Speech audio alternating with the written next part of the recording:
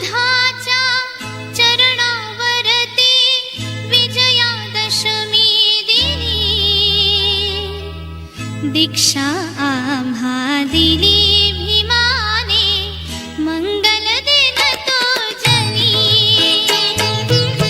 श्री बुद्धाच्या चरणावरती विजयादशमी दिनी दीक्षा आम्हा दिली भीमाने मंगल दिन तो जनी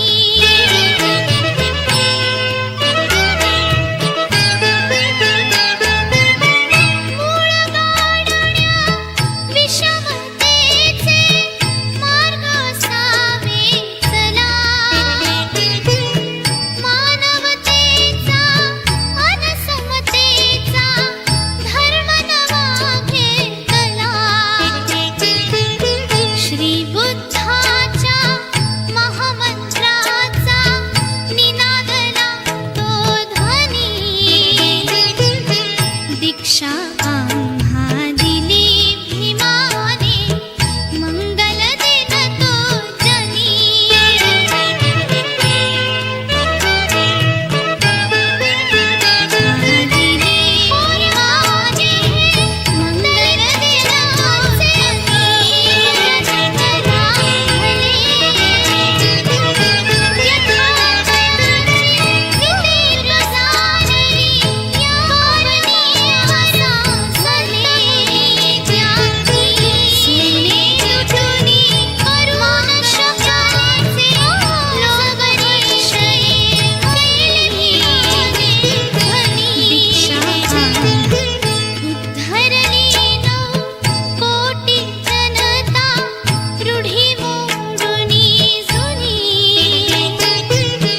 दीक्षा आम्हा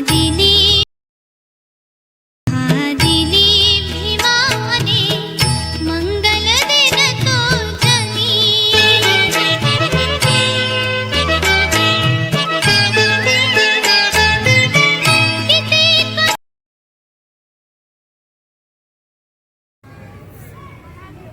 जे की बाबासाहेबाला ज्यांनी दीक्षा दिली त्यांचे ते शिष्य आहेत. त्यांच्या शिष्याचे शिष्य भंतेजी आहेत. म्हणजे या परंपरेमधून आलेले आहेत. आणि ज्या ज्या वेळेस आम्ही भंतेजींना निमंत्रित करतो तर त्या वेळेस भंतेजी आमचं निमंत्रण स्वीकार करतात आणि आपल्या कार्यक्रमासाठी अवश्य उपस्थित राहतात. असे पूजनीय भदंत डॉक्टर इंदवंशीजी महास्तवीर यांच्या मार्गदर्शनामध्ये आज यांच्या अध्यक्षतेखाली हा कठीण वरदानाचा कार्यक्रम माझ्या ठिकाणी संपन्न होत आहे. माझ्या बाजूला असणारे पूजनीय भदंत मनायू थेरो ज्यांचा 21 तारखेला कठीण वरदानाचा कार्यक्रम डोंगरगाव वाघरोड या ठिकाणी संपन्न झाला. त्या ठिकाणी आम्ही तिथे गेलो होतो. खेड्यापाड्यामध्ये चांगल्या प्रकारचं धम्माचं वातावरण तयार करण्यासाठी भंतेजी तिकडे प्रयत्न करतात आणि ते बऱ्यापैकी तिकडचं वातावरण धम्ममय होत आहे.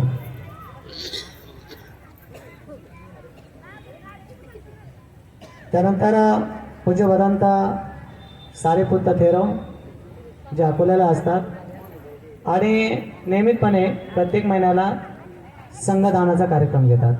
आतासुद्धा 1 तारखेला त्यांचा महासंघदानाचा कार्यक्रम आहे. त्यासाठी मोठ्या भंतेजीसह आम्ही निमंत्रित आहोत.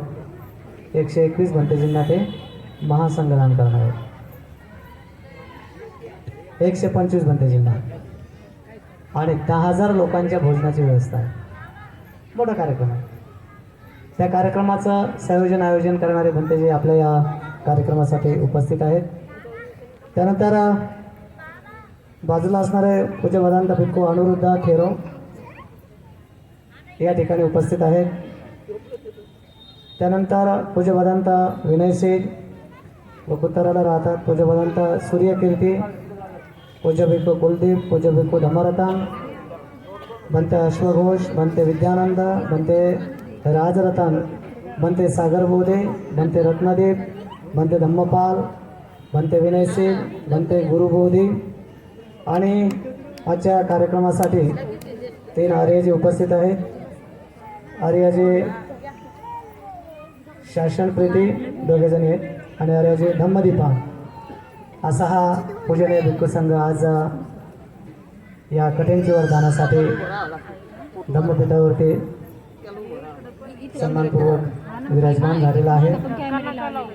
आपलं एक कर्तव्य ठरतं की आपण आपल्या इथे येणाऱ्या पाहुण्यांचा सन्मान केला पाहिजे, त्यांचा आदरातिथ्य केलं पाहिजे आणि म्हणून त्याला अनुसरून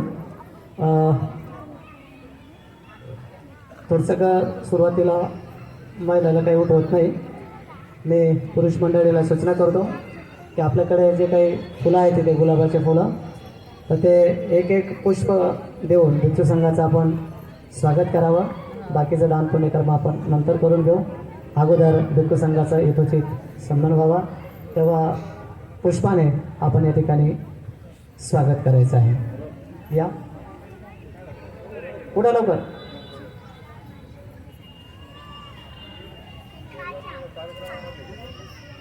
या कार्यक्रमाचे संयोजक आयोजक इथे एक संस्था आहे आणि या संस्थेचं नाव आहे सारीपुत्त विपश्यना धम्मनाथ सेवाभावी संस्था.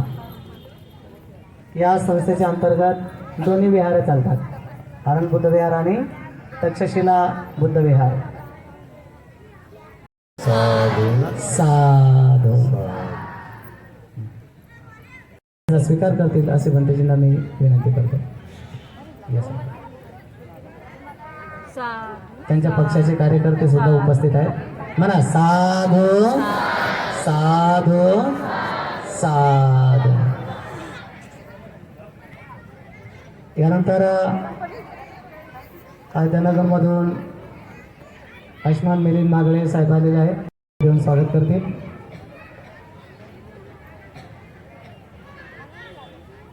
सर्वांनी साधुवाद्यास एकच मिनिट साधुवाद्या सर्वांनी साधू साधू साधू. N6 मधून आयुष्मान चंद्रकांत जाधव आलेले आहेत, रामचंद्र जाधव. त्यांना सुद्धा सूचना आहे की आपण भिक्खू संघाचं स्वागत करायचं आहे. रामचंद्र जाधव.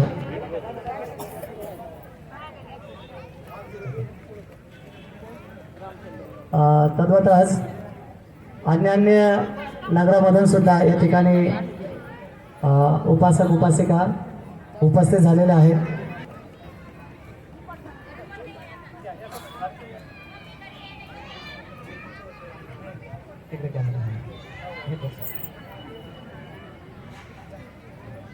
म्हणा साधू साधू साधू.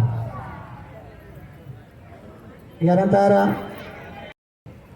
परंतु सम्यक संबुद्धाच्या भाषामध्ये सम्यक संबुद्धाच्या तत्वाला अनुसरून जर बघितलं तर कर्म आणि उपकाशिवाय दुसरं काहीच नाही आहे. जसे कर्म कराल तशा प्रकारचं फळ प्राप्त होतं. आणि म्हणून मी वारंवार सांगत असतो की त्या गोष्टी आपल्याला कळाव्यात, त्या गोष्टी आपल्याला समजाव्यात. म्हणून थोडंसं भूतकाळातलं एक उदाहरण सांगत राहतो की सिद्धार्थ गौतम बुद्धाच्या कालावधीमध्ये जे धार्मिक जे वातावरण होतं तर ते एकदम अलग होतं. आणि ते असं अलग होतं की ज्या ठिकाणी दान देऊ नये त्याच ठिकाणी दान देण्यासाठी भाग पाडला जात होता. आणि तसं केल्यानंतर असं म्हटलं जात होतं की तुमचं एवढं पुण्य होईल एवढं पुण्य होईल की तुम्ही स्वर्गात उत्पन्न होसाल, ब्रह्माच्या भूमीमध्ये उत्पन्न होसाल. आणि सर्व मीडिया सर्व प्रसार माध्यमं त्यांच्या हातामध्ये असल्यामुळे अगदी जनमानसांपर्यंत ती गोष्ट पोहोचलेली होती की तुम्हाला जर सुगती पाहिजे असेल तर तुम्हाला यज्ञाशिवाय काहीच पर्याय नाही, तुम्हाला यज्ञ करावाच लागेल, त्या यज्ञामध्ये दान द्यावाच लागेल. अशा प्रकारची परिस्थिती त्या कालावधीमध्ये होती. आणि यज्ञाचं स्वरूप म्हटलं की तुम्हाला माहित आहे की आपल्याला पाली साहित्यामध्ये त्याचा उल्लेख आढळतो की यज्ञामध्ये वेगवेगळ्या प्रकारचे प्राणी कापले जातात. स्वतः प्रसेनजित राजाच्या जीवनामध्ये घडलेली घटना की ज्यावेळेस त्याला स्वप्न पडतं आणि ते स्वप्न तो त्याच्या पुरोहितांना सांगतो. तर ते पुरोहित म्हणतात की राजन, हे काही चांगलं नाही आहे. या स्वप्नामुळे तुझ्या जीविताला धोका आहे, तुझ्या राज्याला धोका आहे, तुझ्या धर्मपत्नीला धोका आहे. या तिन्हीपैकी कोणी मरू शकते, नष्ट होऊ शकते. राजा भयभीत झाला, परेशान झाला. व याच्यावरती काही उपाय आहे की नाही आहे. परत ते म्हणतात महाराज याच्यावरती काही उपाय नाही, पण आम्ही जर उपाय केला नाही तर आमचे मंत्र काय कामाचे, तर आम्ही त्याच्यावरती उपाय करतो. मग ठीक आहे, हो लवकर उपाय करा. काय उपाय तो सांगा. तर महाराज यज्ञ करावा लागेल आणि तो सर्व चतुष्क यज्ञ करायला लागेल. म्हणजे 100 प्राणी 4 जातीचे त्याच्यामध्ये कापायला लागतील. 100 प्राणी म्हणजे गाय घेतले तर गाय 100 कापावं लागतील, मेंढर घेतले तर मेंढर 100 कापावं लागतील. असे 4 प्रकारचे प्राणी 100 त्या यज्ञामध्ये कापायला लागतील, त्यांचा बळी द्यायला लागेल. त्यावेळेस हे संकट तुमचं टळू शकते. तर राजा जीवाच्या भीतीच्या आकांताने तात्काळ तयार होतो, म्हणतो ठीक आहे, लवकर ती तयारी करा, मला या संकटातून मुक्त करा. आणि तसं झाल्यानंतर यज्ञाची तयारी झाली. ते प्राणी त्या ठिकाणी नेऊन बांधले आणि सुरू झालं, घे आणा ते आणा ते आणा ते आणा सुरू झालं. आणि त्या राजाची पट्टराणी मल्लिका अतिशय धार्मिक होती. तर ते म्हणते एवढा आवाज कशाचा आहे, दररोज नाही आज आज कसं काय आवाज आहे. आणि म्हणून पाहते तर वातावरण जिकडे तिकडे हे आणा ते आणा सुरू आहे. मग ती उठते, राजाच्या महालामध्ये जाते, राजाला विचारते, म्हणते महाराज हे लोक एवढा आवाज काऊन करू लागले. राजा तिच्यावरती जरसा नम्रतेनं चिडतो. तो म्हणतो तू झोप तुझ्या महालामध्ये सुखपूर्वक, माझ्या कानाच्या जवळ साप भोंगू लागला, तुला माहित पण नाही. ते म्हणते महाराज काय झालं सांगा. तर त्यावेळेस राजा म्हणतो की मला स्वप्न पडलं आणि ते मी माझ्या पुरोहिताला सांगितलं. आणि ते म्हणतात की 3 प्रकारचे धोके आहेत, तर ते धोके दूर करण्यासाठी, त्या संकटातून मुक्त करण्यासाठी, मला वाचवण्यासाठी हा यज्ञ आरंभ झालेला आहे. आणि मग त्या यज्ञामध्ये ज्या ज्या गोष्टी लागतात त्या ते लोक मागतात आहे. त्यावेळेस ते स्मित हास्य करते आणि म्हणते महाराज तुम्ही ब्राह्मणाला विचारलं का या स्वप्नाचा अर्थ. ब्राह्मणाचे ब्राह्मण कोण, भगवान बुद्ध. नाही, त्यांना नाही विचारलं. चला आपण त्यांच्याकडे जाऊ. कोणती एखादी माता भगिनी जर धम्मावरती आरूढ असते तर ते आपल्या परिवारातील कोणत्या सदस्याकडून पापकर्म होऊ देत नाही. तर ती राजाला भगवंताकडे घेऊन जाते आणि त्या ठिकाणी गेल्यानंतर अभिवादन करतात, एका बाजूला बसतात, काहीच बोलत नाही. भगवानच अगोदर बोलतात की म्हणतात राजन तुमचं हे अवेळी कसं येणं झालं, कारण ती येण्याची वेळ नव्हती, अवेळी कसं येणं झालं. राजा चुपचाप मान खाली घालून. आणि त्यानंतर मग मल्लिका म्हणते की म्हणते हा मोग पुरुष म्हणजे मूर्ख माणूस हा यज्ञ करायला चालला, याला समजून सांगा. त्यासाठी आले. भगवान म्हणतात महाराज देवी म्हणते काय हे सत्य आहे. त्यावेळेस राजा म्हणतो हा म्हणते हे सत्य आहे. कशामुळे तुम्ही यज्ञ करू लागले. मग राजा परत तो इतिहास सांगतो की असं असं झालं. तर त्यावेळेस भगवान म्हणतात की राजन याच्यामुळं तुला कुठल्याही प्रकारचा धोका नाही. हे जे स्वप्न पडले ते तुझ्या पूर्वजन्माच्या मुलांच्या मुलं आहेत, ते दुर्गतीला प्राप्त झाले, त्याच्यासाठी पुण्यकर्म कर. तर हा अशा प्रकारचा जो काही यज्ञकरण आहे किंवा हे चालू आहे, तर या लोकांनी केवळ स्वतःचं भरणपोषण करण्यासाठी तुला ते यज्ञाचं सांगितलेलं आहे. त्याच्यात तुला काही धोका नाही आहे. उदाहरण मी यासाठी सांगितलं आहे की अशा प्रकारच्या यज्ञाचा आरंभ त्या कालावधीमध्ये होत होता आणि म्हणत होते की असं जर केलं तुम्हाला खूप पुण्य मिळेल. आणि ज्यावेळेस स्वतः सम्यक संबुद्ध पाहतात तर म्हणतात त्यांना एका फळाची अपेक्षा आहे आणि त्यासाठी हे दुसरंच करू लागले की जे त्यांना प्राप्त होणं नाही आहे. मग कशानं प्राप्त होईल. तर मग म्हणतात की आता या नयांच्याच भाषेमध्ये सांगावं लागेल कारण दुसरी भाषा यांना समजत नाही. तर म्हणतात सर्वात मोठा जो यज्ञ आहे तर तो यज्ञ तो आहे की ज्या यज्ञामध्ये सत्पुरुष जातात, चारही दिशेतून त्या यज्ञामध्ये सत्पुरुष जातात, तो यज्ञ सर्वात श्रेष्ठ आहे.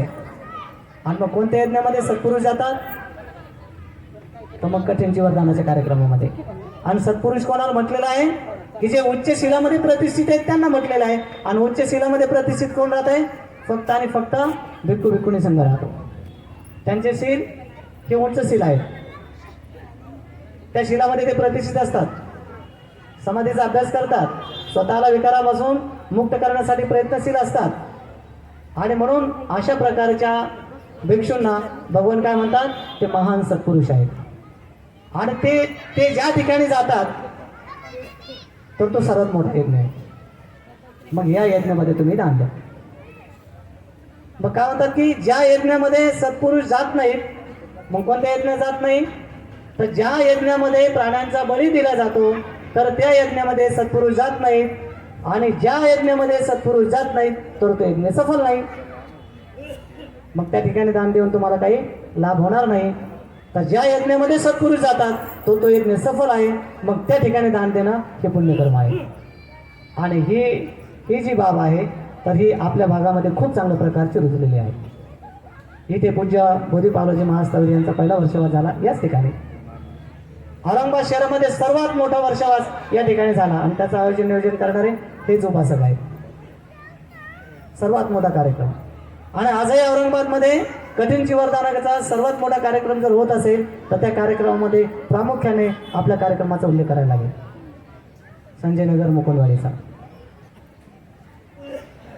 संजय नगर आहे, मुकुंदवाडी आहे, रामनगर आहे, तथागत कॉलनी आहे, संघर्ष नगर आहे, इकडचा माडा कॉलनी आहे, श्रद्धा कॉलनी आहे. आसपासचा हा जो परिसर आहे हा अतिशय धम्ममय झालेला आहे. या ठिकाणी स्वतःहून लोक येऊन दान देतात. आणि म्हणून या कार्यक्रमासाठी सुद्धा खूप मोठ्या प्रमाणामध्ये उपासक उपासिकांनी दान दिलेलं आहे. त्याचा बोर्ड त्या ठिकाणी लावलेला आहे बघा. प्रत्येकाने ज्याने दान दिलंय त्याने आपलं नाव वाचून जातं नाव वाचून घ्यायचं की आमचं नाव आहे की नाही त्याच्यामध्ये. आणि ते बी अगदी पावती बुकाला अनुसरून ज्यांनी पावती बुकामध्ये पावती फाडली असेल त्याचं नाव त्याच्यामध्ये 100% आहे. मुद्दा हा आहे की दान देण्याची भावना आपल्या या भागामध्ये खूप मोठ्या प्रमाणामध्ये आहे. परिणामी स्वरूप सर्वात मोठा कार्यक्रम आपल्या या एरियामध्ये होतो. परत एक गोष्टीचा मी एक उल्लेख करतो. वेळ आम्ही काही जास्त बोलणार नाही, आम्ही पण तिची बोलणार आहे. या गोष्टीचा उल्लेख आवर्जून करायला लागेल की जो आपल्यासाठी गौरवनीय आहे. पूज्य बोधी पावलोजी महास्थवीर भंतेजीने आवाहन केला की लोकोत्तरा महाविहार या ठिकाणी बुद्ध रूपाची प्रतिस्थापना होणार आहे. बुद्ध रूप निर्माण होणार आहे 50 फुटाचं. तर ज्या ज्या एरियातून लोक 1 लाख रुपये दान देतील तर त्यांचं नाव तिथे मार्बलवरती लिहिण्यात येईल. सर्वत्र आवाहन केलं. संपूर्ण औरंगाबाद शहरामधून फक्त हे आपलं एक नगर असं आहे संजय नगर की त्या कालावधीमध्ये मी इथे होतो. प्रत्येक महिलांनी माझ्याजवळ पैसे जमा केले. आणि असं करता करता 1 लाख प्लस 1 लाख जवळपास 20,000च्या आसपास आपल्या एरियातून तिथं दान दिलं गेलं. आणि आजही त्या मार्बलवरती आपला आनंद बुद्ध विहार संजय नगर मुकुंदवाडी असं नाव लिहिलेलं आहे. हे आपल्यासाठी गौरवनीय आहे. भले आपल्या भागामध्ये लोक साधारण परिस्थितीने असतील परंतु श्रद्धेने आणि मनाने खूप श्रीमंत आहेत, खूप धनवान आहेत. आणि म्हणून मोठ्याला दान देणारे लोक आपल्याच या नगरामध्ये आहेत. भिक्षू संघाच्या प्रती खूप श्रद्धा संपन्न आहे. आज सुद्धा ज्या भंतेजीसाठी आपला हा कार्यक्रम संपन्न होत आहे पूज्य भिक्खू धम्मानंद यांच्यासाठी, तर अशी कामना करणारे उपासक आपल्यामध्ये आहेत की म्हणते आम्हाला चिवर दान करायचं आहे आणि ते चिवर तुम्ही त्या दिवशी अंगावरती घाला. आम्हाला त्या टायमाला नाही दान द्यायचं, आम्हाला अगोदर दान द्यायचं. आणि अगोदर दान दिलं म्हणजे मग ते चिवर तुमच्या अंगावरती राहील. तर ते दिवसभर तुमच्या अंगावरती आम्हाला दिसलं पाहिजे. किती चित्ताची चेतना चांगली आहे. आणि असं म्हणणारे आपल्याच नगरातले उपासक सन्माननीय आयुष्यमती खिलारे मॅडम यांचं ते चिवर आहे की ज्यांनी मला सुद्धा तिथे आनंद बुद्ध विहारामध्ये माझा कार्यक्रम झाला की हे चिवर त्यांचंच आहे. अजून मी काय करतो माहिती ते चालू एक प्रमुदित आंतरिक सुख शांती प्राप्त होते. विशाखाने 8 वर मागितले आणि भगवान म्हणतात याचा काय उद्देश आहे तुझ्यावाला. तर त्यावेळेस ते म्हणते याचा हा उद्देश आहे की ते पाहून मी आंतरिक प्रसन्न होईल, प्रमोदित होईल. मला प्रीती उत्पन्न होईल, प्रमोद उत्पन्न होईल, प्रसरप्ती उत्पन्न होईल. ह्या सुखशांतीच्या वरची अवस्था आहे समाधीमध्ये. ह्या प्राप्त होतील म्हणून मी हे वर मागत आहे. आणि ते भिक्खू संघासाठी, भिक्षुणी संघासाठी दीर्घ कालावधीपर्यंत हितकारक आणि सुखकारक आहे. तर तशा प्रकारचे कामना करणारे आपल्याच नगरातले उपासक आहेत. अजून एक दुसरं उदाहरण सांगता येईल तुम्हाला की भारतातील पहिलं भिक्खू ट्रेनिंग सेंटर लोकोत्तर महाविहार या ठिकाणी झालेलं आहे. आणि त्या विहाराचे जे संस्थापक अध्यक्ष आहेत की ज्यांचा मी वारंवार उल्लेख करतो, माझे उपाध्याय आहेत पूजनीय भदंत बोधीपालोजी महास्तवीर. तर त्या ठिकाणी आपल्या नगरातले उपासक उपस्थित होते आणि माझ्याशी संपर्क केला आणि म्हणजे बंतेजी आणि मोठे बंतेजी आमच्या चिवर वापरतील का? मला का नाही वापरणार? मागच्या वेळेस मला केला मॅडमला केलं होतं दान, मग आम्हाला दान करायचंय. तर मला चांगली गोष्ट आहे. मग म्हणे आम्हाला कसं मिळेल? मला आज दान केलं तर उद्या घालतील ते, आज दान नाही केलं तर मग उद्या नाही वापरणार. तर तात्काळ त्या ठिकाणी चिवर त्यांना उपलब्ध करून दिलं. त्यांनी भंतेजीला दान केलं आणि तेच चिवर भंतेजींनी पूर्ण कार्यक्रम संपेपर्यंत त्या अंगावरती परिधान केला. तर ते श्रद्धा संपन्न उपासक या कार्यक्रमाचे जे प्रमुख आयोजक आहेत आयुष्मान सन्मान्य गायकवाड साहेबांच्या परिवारातील सदस्य आहेत. आसाराम गायकवाड साहेब यांच्या परिवारातील सदस्य आहेत. हा एक आध्यात्मिक भाग आहे, पुण्यकर्माचा भाग आहे. आणि भगवान म्हणतात की जो व्यक्ती दान करतो तर त्या व्यक्तीची चारही दिशेला प्रशंसा होते. तो व्यक्ती आंतरिक प्रमोदित होतो, प्रसन्न होतो. आणि प्रमोदित झाला नाही, प्रसन्न झाला नाही तर समाधीचा वरचा लाभ नाही होत आहे.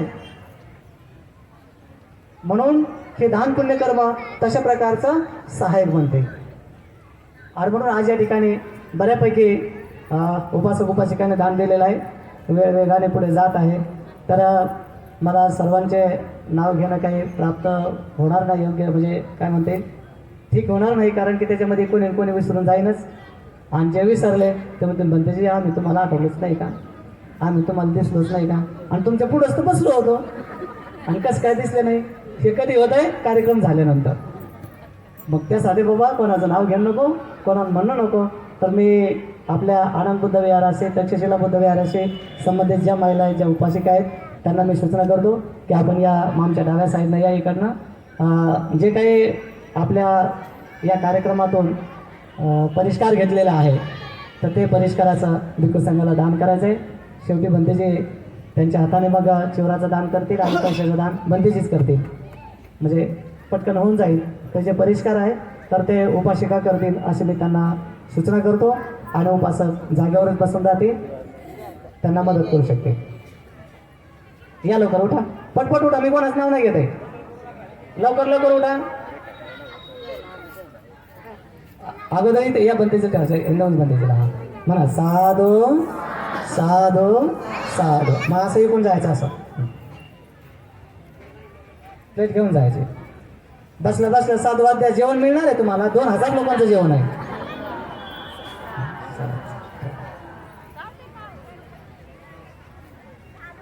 भोजनाची उत्तम व्यवस्था केलेली आहे.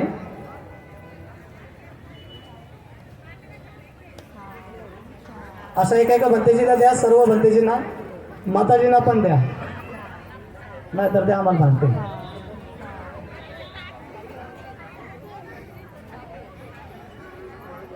द्या मागे. अजून काय महिला उठा ना, उठा ना उठा अजून काय महिला. ज्यांनी दिलंय तर ज्यांनी दिलं त्यांनी खाली बसायचं आणि बाकीच्यांना संधी द्यायची. म्हणजे हे पण सांगायचं काम नाही पडलं पाहिजे, बाकीच्यांना संधी द्यायची. ज्यांनी दिलं त्यांनी बसायचं आणि बाकीच्यांना संधी द्यायची. पुढं या पुढं.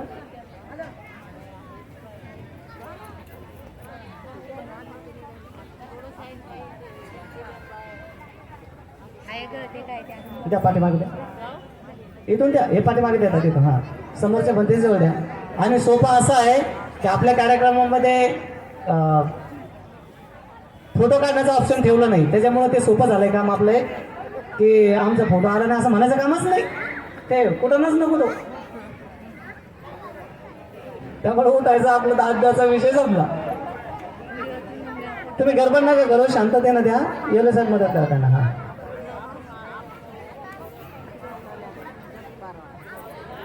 म्हणा बसले बसले म्हणा साधू साधू साधू.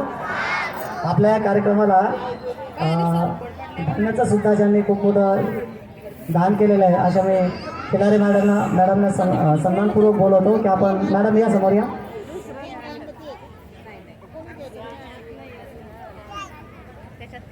द्या इकडं इकडं नाही इकडे इकडे या या हां द्या तिकडे.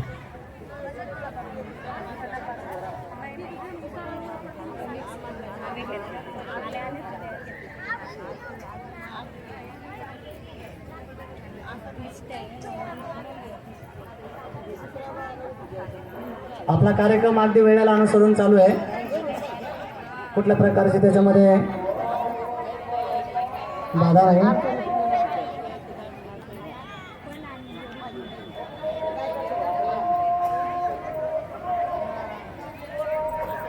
म्हणा साधू साधू साधू साधू. हां मॅडम केला म्हणा हे बुके घ्या इथे. दोन मिनिट थांबा. हां झाले आता बसा महिला मंडळ बसून घ्या. आता बाकीच्या सर्वांनी बसून घ्यायचं खाली.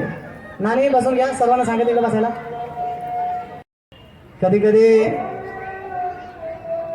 आपण तर करत नसतो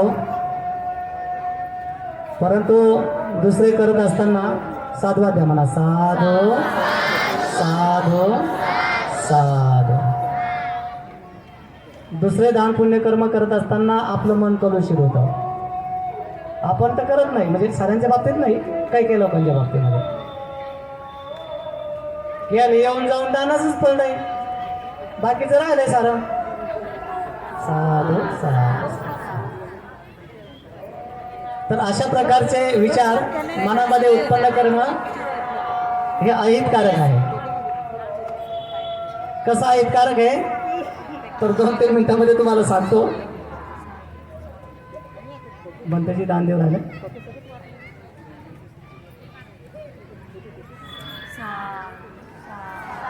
साधू साधू साधू. आणि मग पाकिटाचं नंतर दान द्या सर्व शेवटी. तर हा जो कार्यक्रम आहे कठीण जीवरदानाचा तर हा केवळ दान पुण्यकर्म करण्याचा आहे. आणि 1 ना 2 बंदेजी दमदेश नवीन कार्यक्रम संपन्न होईल. उपस्थित असणारे सर्व लोकांना भोजन असेल. अशी प्रथा सम्यक संबुद्धाच्या कालावधीपासून चालत आलेली आहे. पण भगवंताच्या कालावधीमध्ये घडलेले काही उदाहरणं त्यातलं एक उदाहरण मी तुम्हाला सांगू इच्छितो की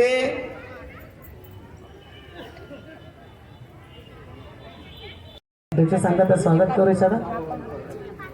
त्यांच्या येवले साहेबाच्या सर्व परिवाराच्या वतीने त्यांना भिक्षू संघाचं स्वागत करायचं आहे. तर मी त्यांना या ठिकाणी सूचना करतो की आपण भिक्षू संघाचं स्वागत करावं. इकडं मोठे बंदेचे ते स्वीकारतील. 2 मित्र असतात. मित्र शेजारी राहणारे सारख्या वयाचे फक्त आचार विचारामध्ये बदल असतो एवढंच. पाहिलं बरोबर साधवाध्या बसला होता.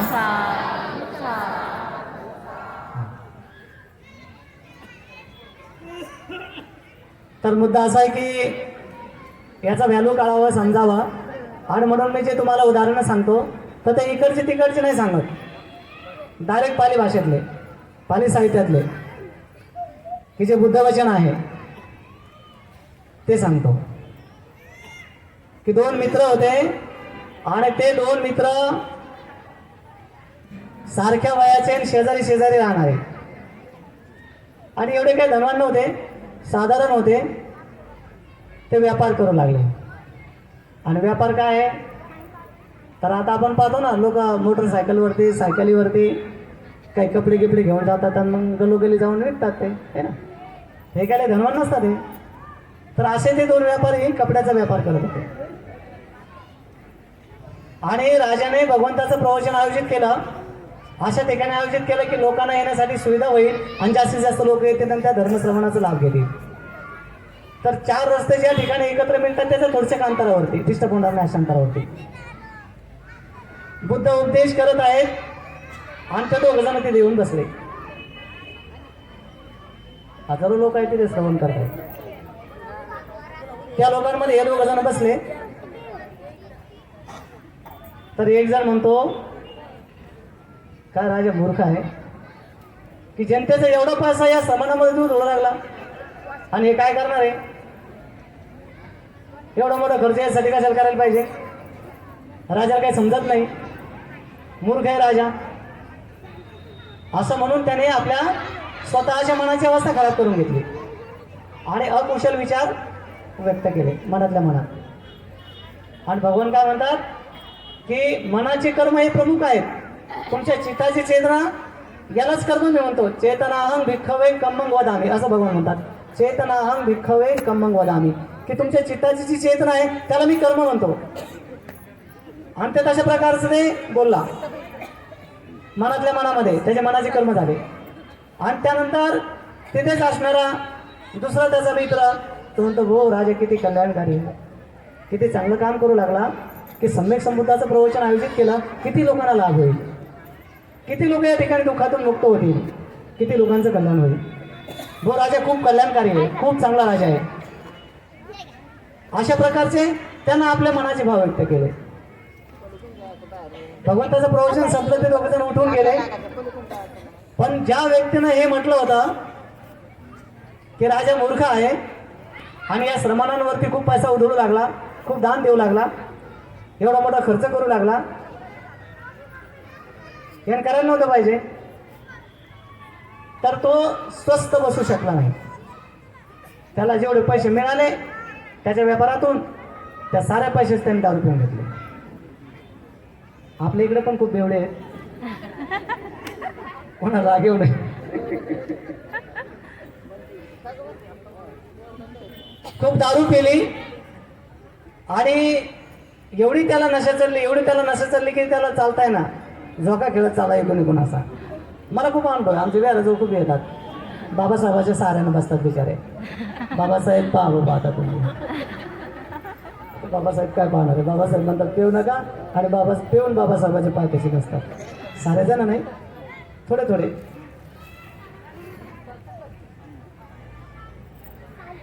आणि मग तो चालला असा तर पहिल्यानं गाडी वाट असायची, मग गाड्या जाऊ जाऊ जाऊ जाऊ तर मग त्याचा चाकोरं पडलेला असतात आणि खोलखोल अगदी टोंग इतक्याला.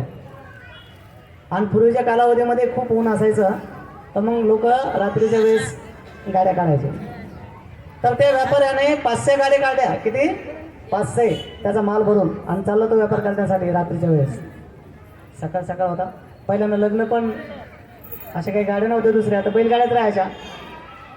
तर 2-3 वाजताच लग्न निघायचं. डंग डंग डंग डंग वाजायला लागली, समजा परण्या चाललं भाऊ आता आमच्याचा. किती गाड्या आहेत त्याला अनुसरून, बाप काय लोक निघलं ते 18 गाड्या 20 गाड्या, त्याला अनुसरून त्या लग्नाची महती व्हायची. म्हणजे तो कालावधीच तसा होता. आता एक ट्रॅक्टर भरलं की निघले, एक ट्रॉली भरून जे आहे ते धनवान लोक लक्झरी करतात. तर तो त्या गाडीच्या चाकोरीमध्ये पडला दारू पिऊन आणि तो खुपसून त्या फुफुट्यामध्ये. त्या सुधारण नाही काही, नशा खूप चढली. तर त्या गाड्या जे निघाल्या तर साऱ्या गाड्या त्याच्या अंगवून गेल्या. आता साऱ्या गाड्या त्याच्या अंगवून गेल्या, तुझं गण का नाही. तो मृत्यूला प्राप्त झाला आणि प्रेताच्या भूमीमध्ये उत्पन्न झाला. प्रेताचे 4 प्रकार आहेत. अभिधम्म पित्काला अनुसरून 4 ज्या भूमी आहेत दुःखाच्या, एक नरक भूमी, त्याचे मुख्य 8 प्रकार आहेत आणि 16 उपप्रकार आहेत. एक असुरांची भूमी आहे, एक प्रेताची भूमी आहे, त्याचे 4 प्रकार सांगितले, आणि एक तिरछान भूमी, आपल्या आजूबाजूला राहणाऱ्या प्राण्यांची भूमी, आणि 5 नंबरची मनुष्य भूमी आहे. नंतर वरच्या 26 भूमी हे एकवर्णी सुख शांतीचे आहेत. त्यानं शरीर त्यागलं आणि प्रेताच्या भूमीमध्ये उत्पन्न झाला. त्यानंतर हा व्यक्ती जो त्याचा मित्र होता तो पुढे गेला तर त्या नगरामध्ये एका अतिशय धनवान व्यक्तीच्या, श्रेष्ठीच्या मुलीचा स्वयंवर होता. पहिल्यांदा स्वयंवर होते की स्व इच्छेला अनुसरून पतीची निवड करणे, त्याला स्वयंवर म्हणत होते. स्वतःच्या इच्छेला अनुसरून वराची निवड करणे. आताच्या भाषेमध्ये आपण लव्ह मॅरेज म्हणतो, आहे का नाही. म्हणजे स्वतःची इच्छेला अनुसरून तसं. आता विरोध करतात समजा आई वडील त्यांना ठीक नाही वाटलं तर, पण पहिल्यानं ते अरेंज केलं जायचं.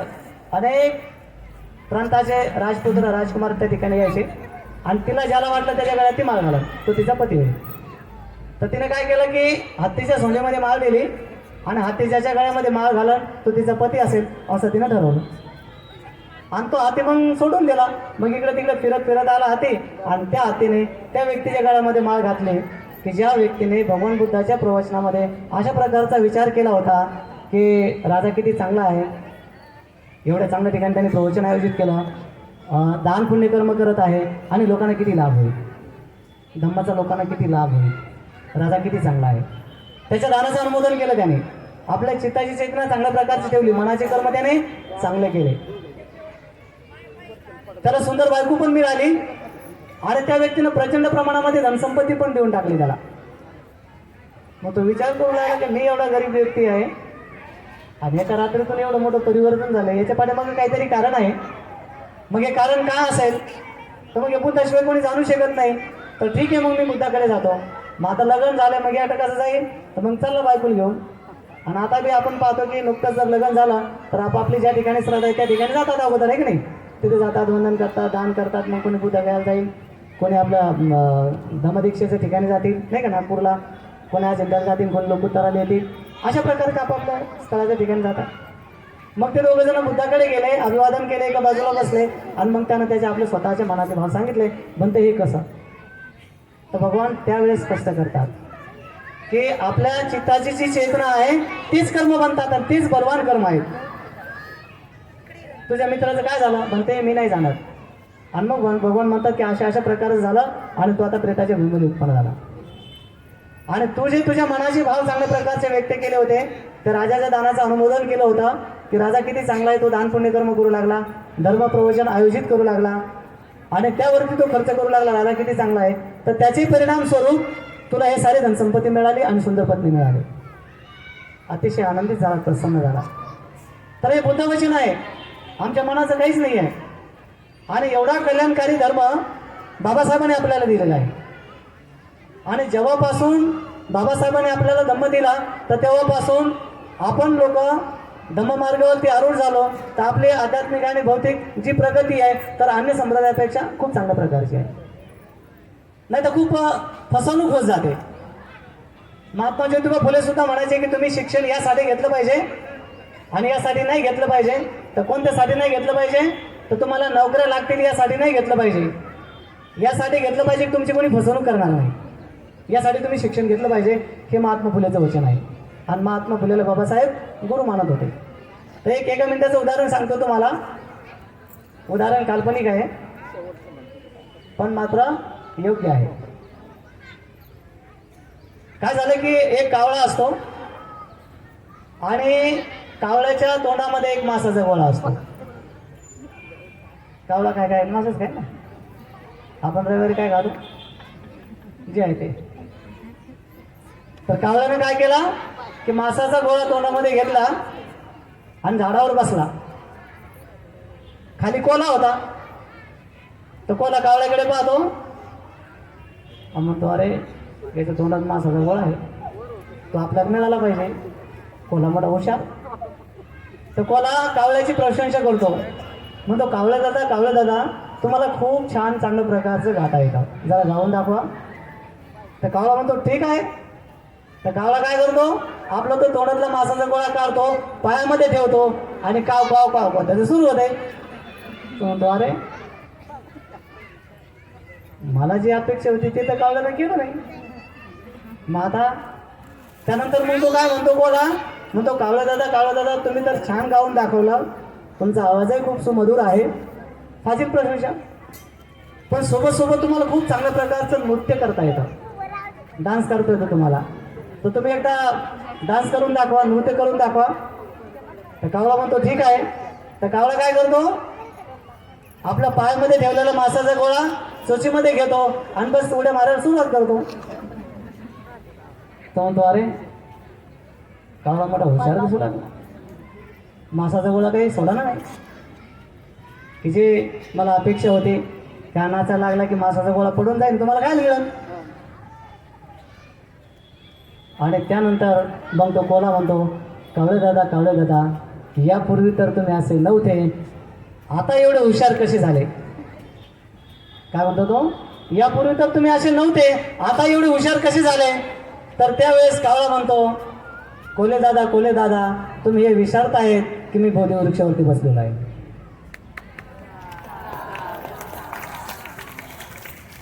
बोधी वृक्ष कोण दिला आपल्याला? बाबासाहेबांनी दिला. जेव्हापासून आपल्या लोकांनी बोधी वृक्षाचा आश्रय घेतला, म्हणजे बौद्ध धम्माचा आश्रय घेतला, सहारा घेतला, बाबासाहेबांच्या म्हणण्याला अनुसरून आचरण करू लागले, तर त्यांची फसवणूक काही व्हायना नाही. सर्वांची फसवणूक होते, आपल्या लोकांची फसवणूक नाही होत. आणि जिथं व्हायला लागले तिथं स्ट्रगल केला जातो, फाईट केला जाते, आपले अधिकार आपले हक्क आपण मिळवून घेतो, आपली फसवणूक नाही होत. मग तिथं जीवाची पर्वा नाही. हे सामर्थ्य, हे बळ, ही ताकद बाबासाहेबांनी दिली आपल्याला. आणि त्या बाबासाहेबांच्या सद्धर्माला अनुसरून, बिलकुल त्या सद्धर्माला अनुसरूनच आपण हे सारे कार्य करत आहोत. आणि हे करण्यामध्ये तुमचा खूप मोठा सिंहाचा वाटा आहे. आपले उपासक, आपले उपासिका अतिशय श्रद्धेनं युक्त होऊन दान बी करतात, त्यामध्ये सेवा पण देतात, समर्पण पण आहे. ह्या सर्व गोष्टी असल्यामुळे आपण औरंगाबाद शहरामध्ये एक प्रमुखपैकी एक प्रमुख आहोत. साधारण वस्तीमध्ये राहून सुद्धा मी वारंवार आपल्या वस्तीचं उदाहरण देतो की बा अशा प्रकारचं संजयनगर मुकुंदवाडीमध्ये होतं का? तर ते काही फाजील पण नाही, ते काही चुकीचं पण नाही, जसं आहे तसंच. आणि म्हणून आजच्या या प्रसंगाला अनुसरून जे काही तुम्ही अतिशय सुंदर चांगल्या प्रकारचा हा सोहळा या ठिकाणी आयोजित केलेला आहे दान पुण्यकर्माचा, तर याला कठीणचे वरदान म्हणतात. हा सर्वात श्रेष्ठ अशा प्रकारचा यज्ञ आहे. या यज्ञामध्ये आपण अशाच प्रकारचं दान देऊन पुण्यकर्म संपादन करायचं असते. आणि या पुण्यकर्माला अनुसरूनच आपले आध्यात्मिक आणि भौतिक दोन्ही अंगाने प्रगती होत असते. मी तुम्हाला जोगन साहेबाच्या अगोदर उदाहरण सांगितलं. आणि असे उपासक आहेत की जे कुठल्या प्रकारचं व्यसन करत नाही, तर त्यांची प्रगती चांगली आहे. यामध्ये अजून एकदा मागे गायकवाड साहेब आमच्याकडे प्रवर्जित झाले होते. खूप चांगल्या प्रकारचं त्यांनी धम्माचरण केलं, प्रवर्जिताचं जीवन जगलं की उद्या कोणी म्हणलं नाही पाहिजे आणि तू बंदी जेवून दाखव बरं, नाही का? गायकवाड साहेब तसे पक्के आहेत. आपल्याकडे बोट नाही आलं पाहिजे, नाही का नाही? आणि अशा प्रकारचे धार्मिक लोक जर कार्यक्रम आयोजित करतील तर त्या कार्यक्रमामध्ये कुठल्या प्रकारची उणीव राहत नाही, कुठल्या प्रकारच्या चुका होत नाही आणि धम्मविनयाला अनुसरून तो कार्यक्रम संपन्न होतो. तर आज हा कार्यक्रम या ठिकाणी संपन्न होत आहे. तर धम्मदेशनेचा आहे, आपल्याकडे थोडा वेळ पण आहे.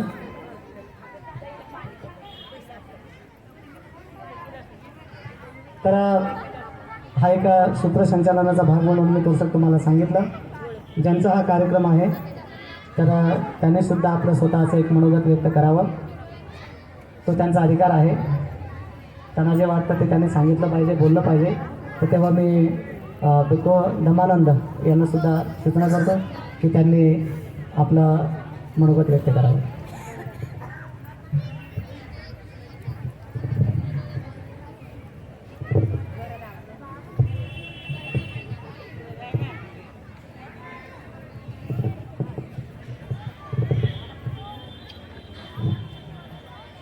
नमो तस्सा भगवतो अरहतो सम्मा संबुद्धस्सा. नमो तस्सा भगवतो अरहतो सम्मा संबुद्धस्सा. नमो तस्सा भगवतो अरहतो सम्मा संबुद्धस्सा. महाकारुणिक, पूजनीय, सदा वंदनीय तथागत सम्यक संबुद्ध, तथागताचा सद्धम्म, पूजनीय भिक्खू संघ, प्रथम या तीन रत्नाला वंदन.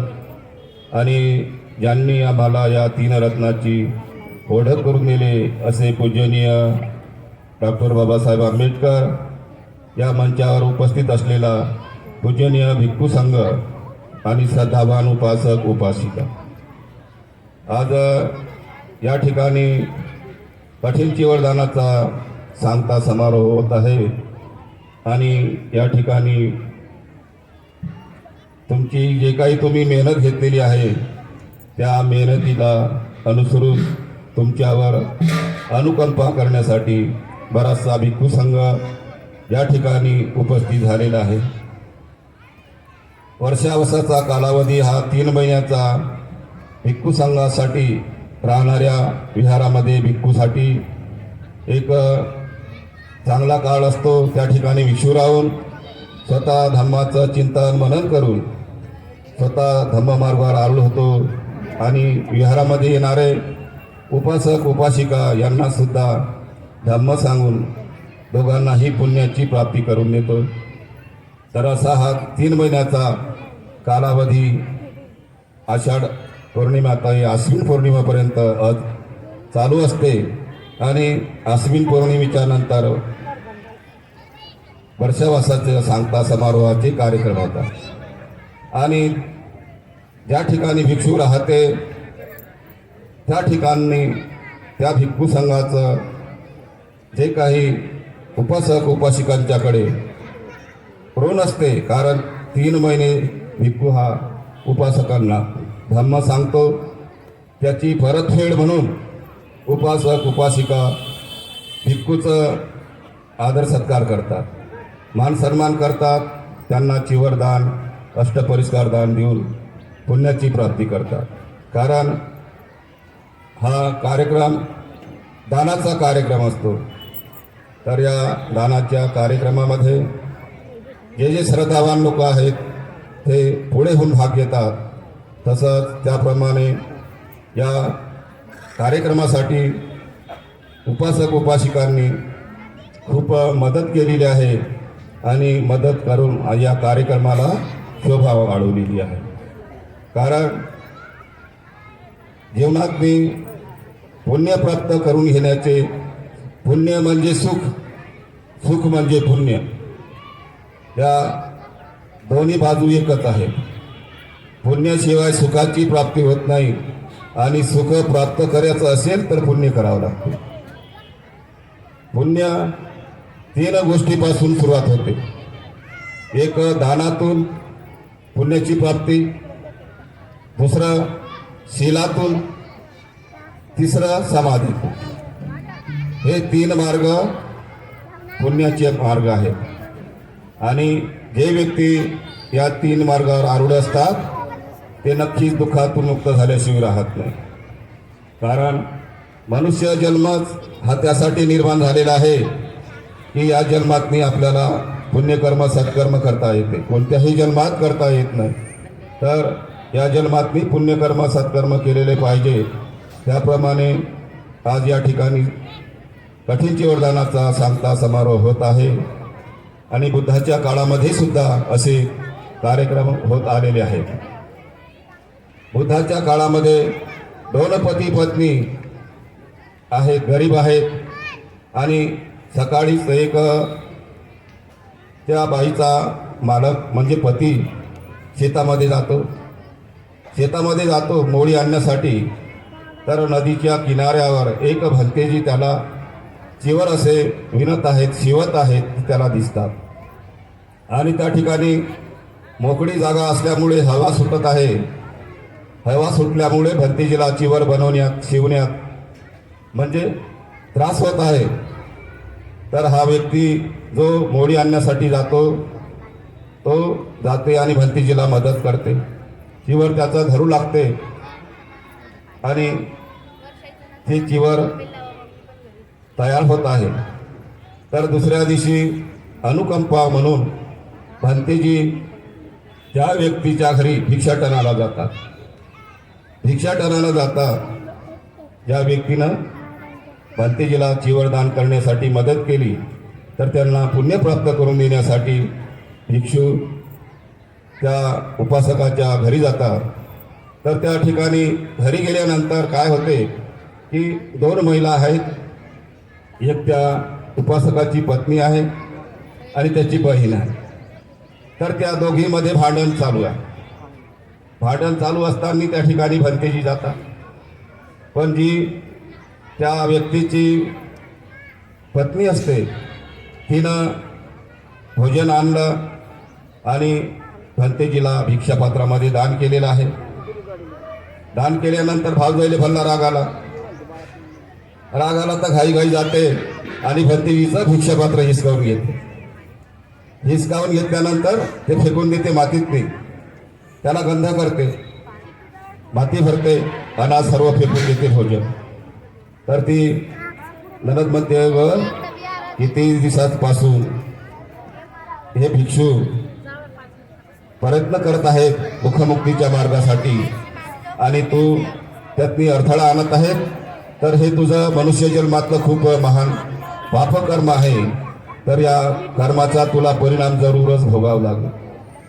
तर तिला पश्चाताप होतो. पश्चाताप झाल्यानंतर ती काय करते की त्या भिक्षापात्राला पुन्हा धुते, साफ करते आणि भोजन भरून भंतेजीला दान करते. काय झालं की भंतेजी घरी गेले विहारावर आणि भोजन केलं. तर या वाईट कर्माचा असा परिणाम झाला की जे भंतेजीचं भिक्षापात्र मातीनं दुर्गंधीनं भरलेलं आहे तर तिच्या अंगाची दुर्गंधी निघून राहिली. वाईट कर्माचा परिणाम ताबडतोब आला. अंगाची दुर्गंधी येत आहे. तर घरात जाते तर सारं घर दुर्गंधीनं भरलं. दुर्गंधी भरल्यामुळे काय झालं की त्या महिलेला कोण घरात ठेव. तर नवऱ्यानं तिला काढून दिलं. काढून दिल्यामुळे घरी जात आहे. तर आणखी असं करता करता त्या बाईनं 7 वेळा लग्न केलं. 7 वेळा लग्न केलं. 7ही नवऱ्यानं तिला हाणून दिलं. दुर्गंधीयुक्त बायको कोण ठेवी. तर तिला हाणून दिलं. तर काय झालं 7ही लग्नातले तिच्याकडे दागिने आहेत जमा. लग्नात जे दिले दागिने आहेत, अलंकार आहेत. तर ती म्हणते मी काय करू आता याचं. तर याचं सर्वाचं मी सोनं मोडतो, याची एक वीट बनवतो सोन्याची. आणि त्या ठिकाणी बुद्धाच्या चैत्याचं काम चालू आहे. चैत्याचं काम चालू आहे. तर म्हणते ही ती वीट सोन्याची त्या चैत्याला लावतो. तर भगवान बुद्धाचं चैत्याचं काम पूर्णत्वास येत आहे आणि हिच्या मनात चेतना निर्माण होते. संकल्प करते की मी ही सोन्याची वीट त्या चैत्याला दान करतो. तर त्याप्रमाणे तिनं केलं आणि वीट घेऊन त्या चैत्याकडे जाते. तर त्या ठिकाणी जो मिस्त्री असते काम करणारा त्याला म्हणते बंधू हे सोन्याची वीट घ्या आणि तुम्ही ह्या चैत्याला लावा. तर तो म्हणते की भगिनी तू फार वेळेवर आलेली आहेस, कारण चैत्याचं काम पूर्ण होत आलेलं आहे. फक्त एकच वीट बाकी आहे आणि ते हे तुझ्याच हाताला लाव. त्यावेळेस ती संकल्प असा करते की इथल्या दिवस तर म्हणजे माझ्या अंगाचा वासच येत जाय, दुर्गंधीच येत जाय. पण आता मी हे चैत्याला वीट लावत आहे सोन्याची, तर माझ्या अंगाचा चंदनाचा वास यावा. संकल्प करते मनात नाही माझ्या अंगाचा चंदनाचा वास यावा आणि मुखातून गुलाबाचा वास यावा. असा संकल्प करते आणि ती वीट त्या चैत्याला लावून देते. चैत्याला लावून दिल्यानंतर चैत्याचं काम पूर्ण झालं. काय झालं घरी आल्यानंतर दुसऱ्या तिसऱ्या दिवशी ज्या पहिल्या नवऱ्यानं तिला हाणून दिलं होतं तर त्याला आठवण झाली ती बायकोले घेऊन या.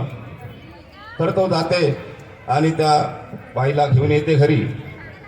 तर घरी येता बरोबर पूर्ण घर सुगंधानं भरलं.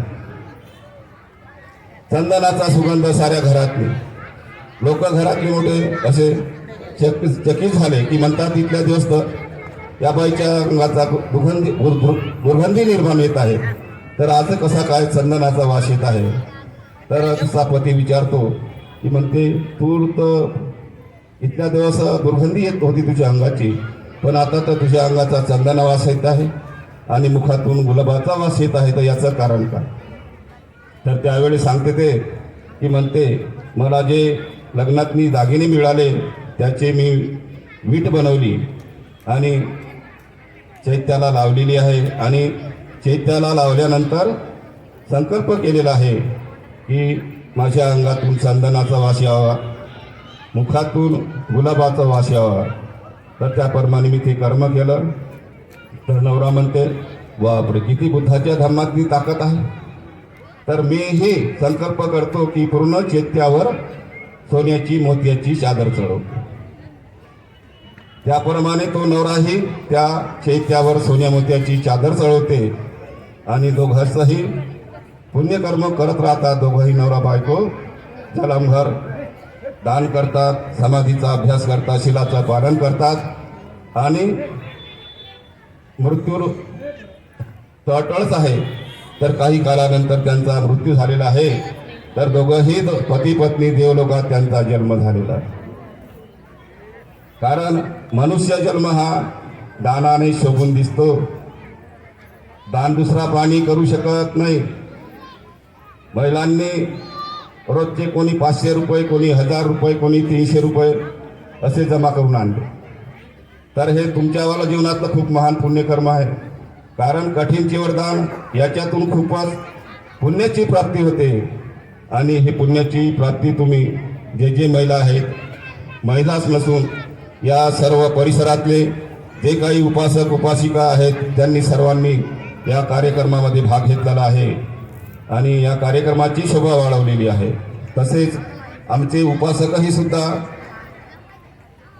वर्गणी मागण्यासाठी घरोघर गेलेले आहेत आणि जे दिलं ते स्वखुशीनं दान घेतलेलं आहे. तर या ठिकाणी खूप चांगला कार्यक्रम आयोजित केलेला आहे. तुमच्याकडून हे मनुष्य जीवनातलं सत्कर्म पुण्यकर्म घडलेलं आहे. तर हे पुण्यकर्म तुम्हाला दीर्घायुष्याचा लाभ करून देऊ, तुम्हाला निरोगावस्था प्राप्त करून देऊ, तुम्हाला सुखाची प्राप्ती हो. म्हणून तुमच्या हितासाठी सुखासाठी सर्वांचं मंगल हो, सर्वांचं कल्याण हो, सर्वांना दीर्घायुष्याचा लाभ हो.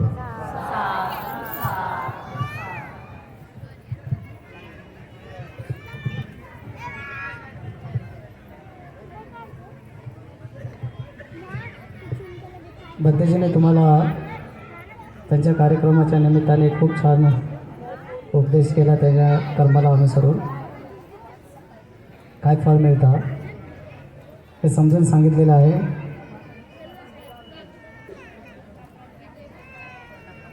हा कार्यक्रमच शिवरदानाचा आहे. आणि मग कधी कधी आपल्याला हा एक प्रश्न पडतो, मग या चिवरदानाचं काय महत्व आहे. तर 2 मिनिटांमध्ये सांगतो. आपण वेळेवर चाललेलो आहोत. सर्वजण जर साधू वाद्यावर असतात.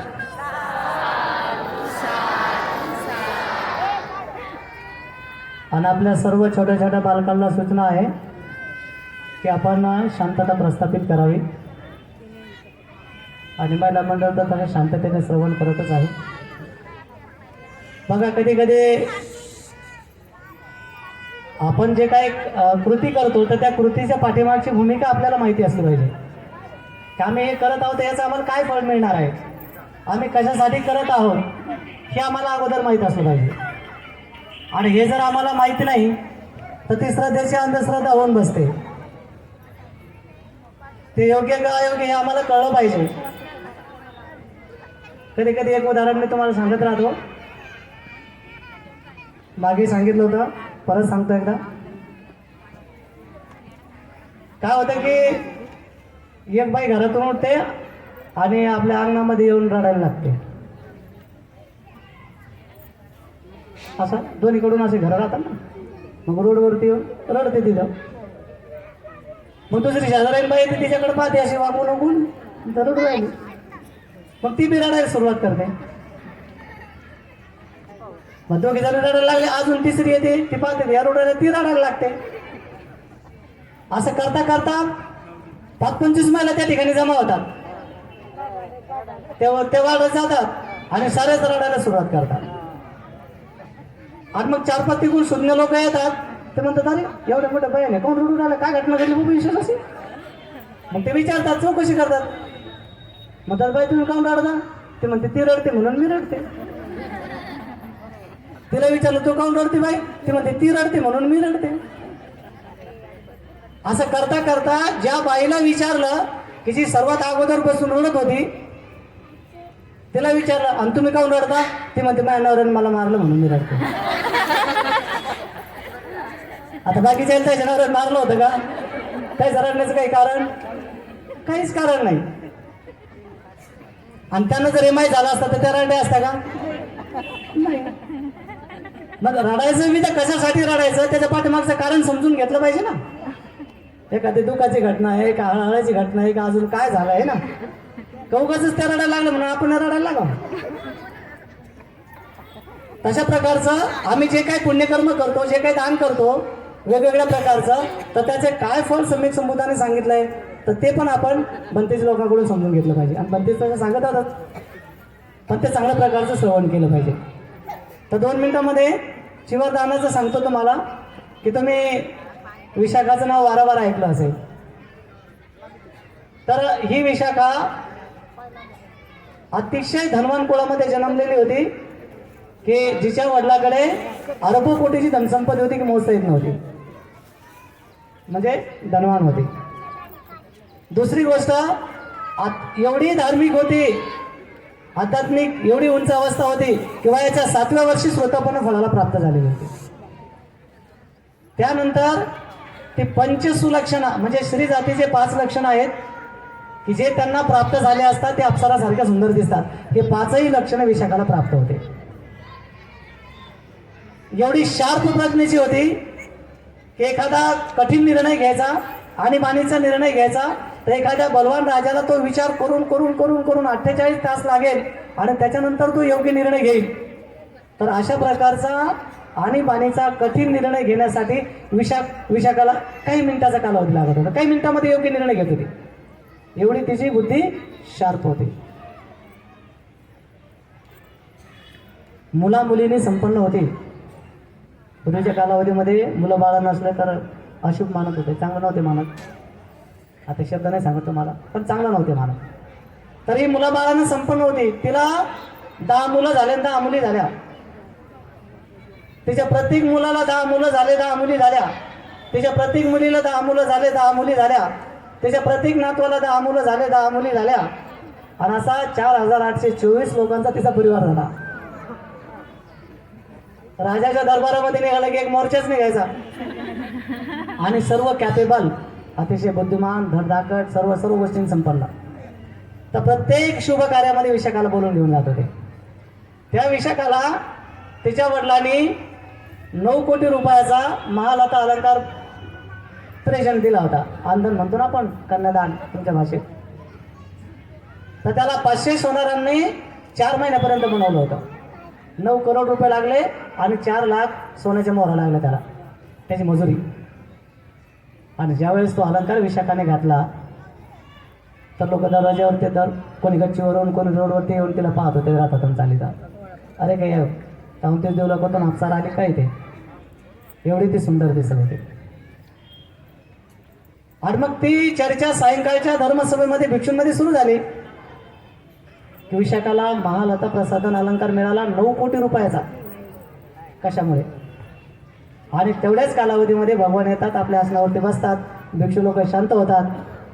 आणि मग भगवानच मौन तोडतात. म्हणतात तुम्ही काय चर्चा करत होते आयुष्मानांनो, तुम्ही काय चर्चा करत होते? तर त्यावेळेस भिक्षू म्हणते आम्ही माता विशाखाच्या संदर्भामध्ये असा विचार करत होतो की त्यांना एवढा मोठा अलंकार मिळाला आणि त्यामुळे त्यांचं एवढं सौंदर्य खोलून दिसतं. तर म्हणतात हा तो जर अलंकार मिळाला तर ते विशाखाच्याच कर्माचं फळ आहे. आणि म्हणते मग तिच्या कोणत्या कर्माचं फळ आहे ते? तर भगवान म्हणतात विशाखा ही काश्यप नावाच्या सम्यक संबुद्धाच्या कालावधीमध्ये राजाची सर्वात लहान मुलगी म्हणून उत्पन्न झाली होती. तर तिने त्या कालावधीमध्ये 20,000 भिक्षूंना सुई दोऱ्यासह चिवराचं दान केलं होतं. किती? 20,000. पैसा तर सारा तिच्या वडिलाचा, पण तिनं ती कामना व्यक्त केली की मला ते दान करायचंय. आणि तिचे वडील म्हणाले की माझी मुलगी किती पुण्यवान आहे की तिला दान करण्याची इच्छा निर्माण झाली. जे श्रद्धा संपन्न आहेत तर ते लोक त्या गोष्टी आपल्या मुलांकडून करून घेतात. लहान लेकरं राहतात, जा बळा भंतेजी दान कर, देतात पैसे आणि त्या मुलाला वंदन कर. पैसे तर आईवडिलाचे आहेत, पण पुण्य त्या बाळाचं होऊ लागले, त्याच्यावरती संस्कार होऊ लागले आणि पुढे चालून तो धनवान बनेल, त्यानं दान केलं ना ते. तर अशा प्रकारचा तिनं ते पुण्यकर्म केलेलं होतं. तर भगवान म्हणतात आयुष्मानांनो, महिलांच्यासाठी फक्त या चिवराच्याच बाबतीमध्ये थोडासा बदल आहे. महिलांच्यासाठी 3 प्रकारचं फळ प्राप्त होतं आणि पुरुषांच्यासाठी 2 प्रकारचं फळ प्राप्त होतं चिवरदानाने. तर मग महिलांच्यासाठी 3 कोणतं? तर भगवान म्हणतात जी कोणती स्त्री चिवराचं दान करेल तर त्यांच्यासाठी पहिला एक विपाक हा असेल की ज्यावेळेस त्यांना सर्व प्रकारच्या दुःखातून मुक्त होण्याची वेळ येईल तर चिवर लागेल, तर ते चिवर त्यांना प्राप्त होऊन जाईल आणि त्या समाधीचा अभ्यास करतील, आराम होतील, मुक्त होतील. पहिली ही गोष्ट. आणि ती झाली नाही तर मग ते उत्पन्न होत राहतील, मानवाच्या भूमीमध्ये उत्पन्न होतील, तर विपुल प्रमाणामध्ये त्यांना वस्त्राची प्राप्ती होईल. चिंध्या वापरायचं काम नाही पडणार. लई महिलांनी चिंध्या वापरल्या असतील, आहेत असे काही जुन्या महिला आहे ना. नवीन तळ्याच्या मुलीला त्या चिंध्या काय आहे माहीत पण नसा. आता कोणते कपाट जर उघडलं तर ते भरगच्च आम्हाला त्याच्यामध्ये साड्या दिसतात पाहायला, आहे की नाही. आणि तरी एखाद्या समजा कोणी आलाच गल्लीमध्ये घेऊन तर एखादी साडी घेतच करत. आता ते कपाटामध्ये ठेवायला जागा नसती तर कुंपून ठेवायची असे, पण घ्यायचीच. एवढे मोठे वस्त्र आम्हाला प्राप्त आहेत, असे वस्त्र प्राप्त असावे. तर हा दुसरा लाभ चिवराच्या दानाने विपुल प्रमाणामध्ये त्यांना वस्त्राची प्राप्ती होईल. आणि तिसरा महत्त्वाचा लाभ हा आहे की भगवान म्हणतात की स्त्रिया या सन्मान प्रिय आहेत, अलंकार प्रिय आहेत. तर त्यांना त्यांच्या मनाकांत इष्ट प्रिय अशा प्रकारच्या अलंकाराची प्राप्ती होईल चिवरदानाने. हे माझ्या मनाचं नाही सांगत आहे, मी परत तुम्हाला सांगतो. हे मी माझ्या मनाचं नाही सांगत आहे, हे तुम्हाला धम्मपद अर्थकथामध्ये विशाखाच्या चॅप्टरमध्ये हे मिळून जाईल. मी जे तुम्हाला सांगत आहे विशाखा नावाचं एक चॅप्टर आहे धम्मपद अर्थकथामध्ये. ते जर पूर्ण चॅप्टर वाचला तर ते शिकवायला लागलं तर 15 दिवस लागतात, म्हणजे मोठं आहे ते. तर त्या चॅप्टरमध्ये हा रेफरन्स सम्यक संबुद्धाने सांगितलेला आहे की कोणती स्त्री जर चिवराचं दान करतं तर त्यांना 3 प्रकारचे लाभ संभव आहेत. कोणता? मुक्त होण्यासाठी चिवर लागेल, चिवर मिळून जाईल. मुक्त जोपर्यंत होत नाही तोपर्यंत वस्त्र लागेल, तर खूप मोठ्या प्रमाणामध्ये त्यांना वस्त्राची प्राप्ती होऊन जाईल. आणि तिसरी गोष्ट त्यांचं सौंदर्य वाढवण्यासाठी त्यांच्या मनाकांत इष्टप्रिय अशा प्रकारच्या अलंकाराची प्राप्ती होईल. ते 3 लाभ चिवरदानातून स्त्रियांना मिळतात आणि 2 लाभ चिवरदानातून पुरुषांसाठी मिळतात.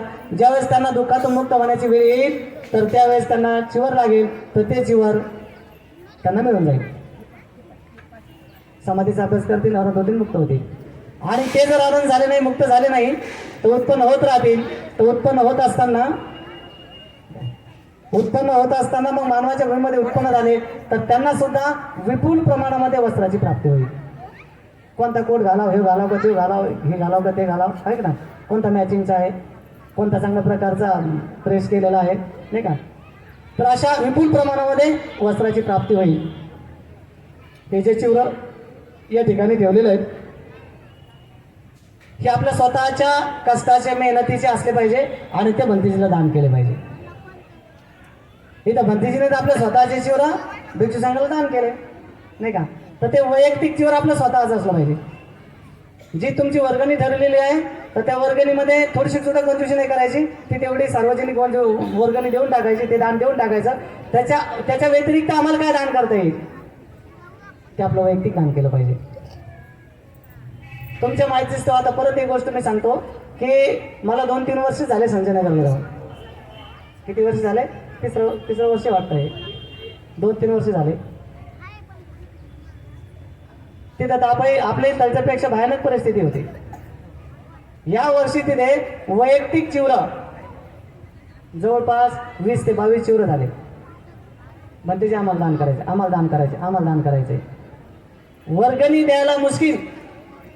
जेव्हापासून ते धर्मश्रवण करू लागले, ऐकू लागले, अरे आम्ही कॅपेबल आहे, आम्ही दान केलं पाहिजे. पाहता पाहता आपल्या इकडचे सारखे सारे आयटम वाटून घेतले, तशा प्रकारचे तिथे वाटून घेतले आणि हे वैयक्तिक चिवर दान केले. मला माझं स्वतःचं वैयक्तिक एकच चिवर द्यायची गरज नाही पडली. सारे चिवर महिलांनी स्वतः विकत घेतले आणि ते भिक्षू संघाला दान केले. तर ते त्यांचं पुण्य आहे.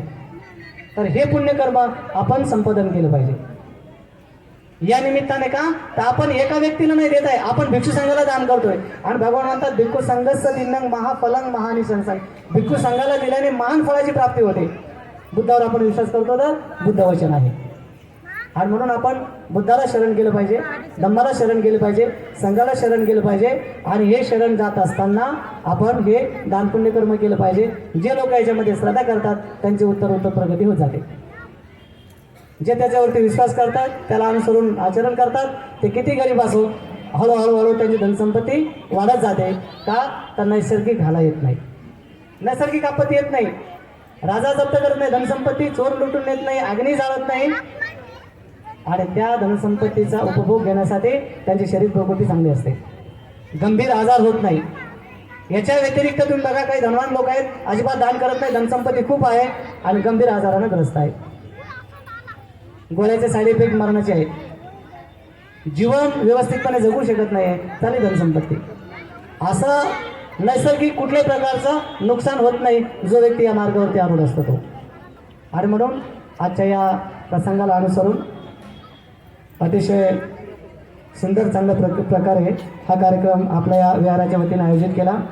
विशेषतः तुम्हाला एक सांगायचं की आपलं हे जे विहार आहे तक्षशिला बुद्ध विहार, या विहारामध्ये टोटल धार्मिक सामाजिक हे उपक्रम राबवले जातात.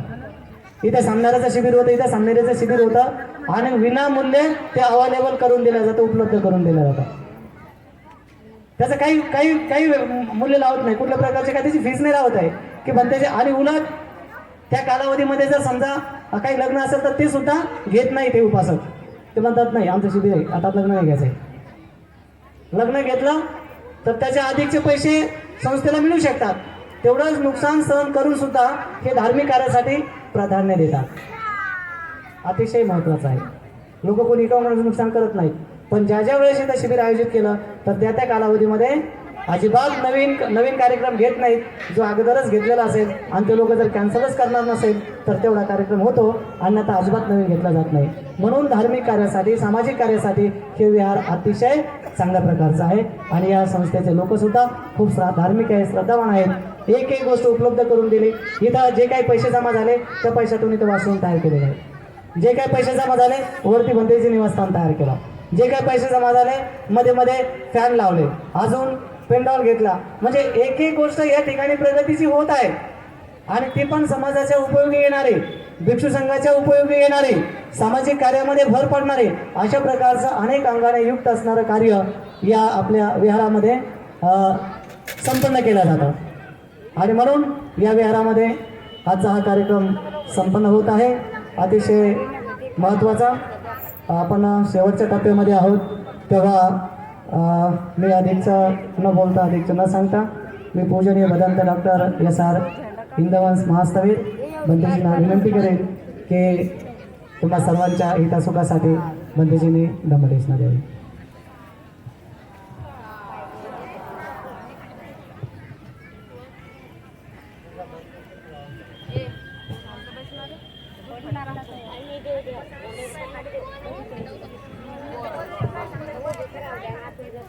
सर्वांनी हात जोडा आणि म्हणा साधू साधू साधू.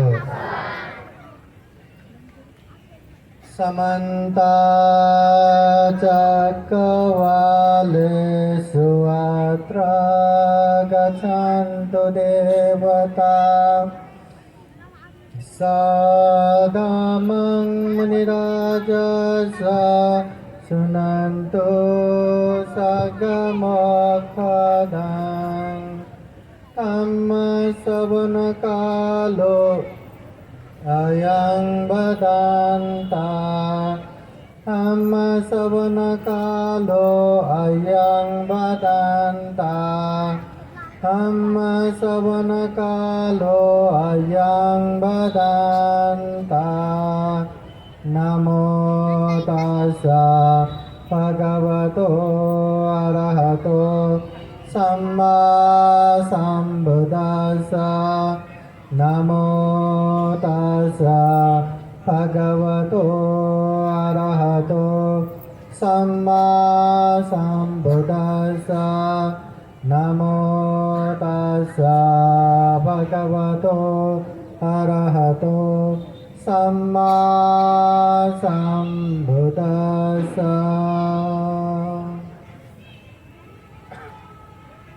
महाकारुणिक तथागत भगवान बुद्ध को त्रिवार वंदना। महाकारुणिक तथागत बुद्ध द्वारा देशित सुआख्यात धम्म को त्रिवार वंदना। महाकारुणिक तथागत बुद्ध के आर्य श्रावक संघ को त्रिवार वंदना।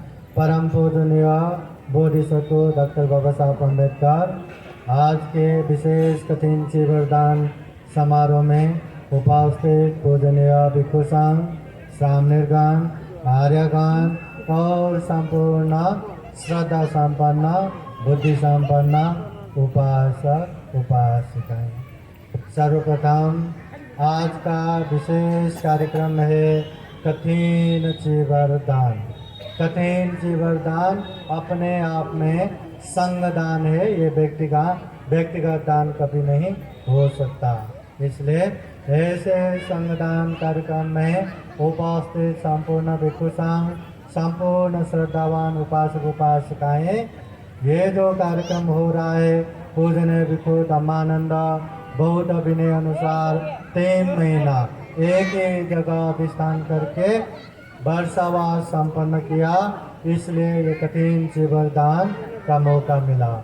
और श्रद्धावान उपासक उपासिकाएं भी श्रद्धा पूर्वक ये कठिन चीवरदान देने के लिए सहभागी हुए, मतलब सक्रिय हो गए, इसलिए ये कार्यक्रम हो गया। ये बहुत बड़ा पुण्य कार्य है। इस पुण्य कार्य में सहभागी होने का मौका मिला, सहभागी मतलब ये कार्यक्रम करने का मौका मिला।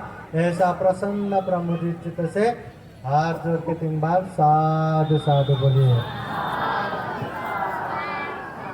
महाकारुणिक तथागत बुद्ध कहते हैं सब पाप सत्करणं कुशल सौपसंपदा सचित्त परियोदपनं एतं बुद्धान शासनं। सब पाप सकरणं, इस दुनिया में जो भी गलत है, जो भी अकुशल है, जो भी पाप है वो मत करो। अकरणं, करते मत जाओ, छोड़ते जाओ।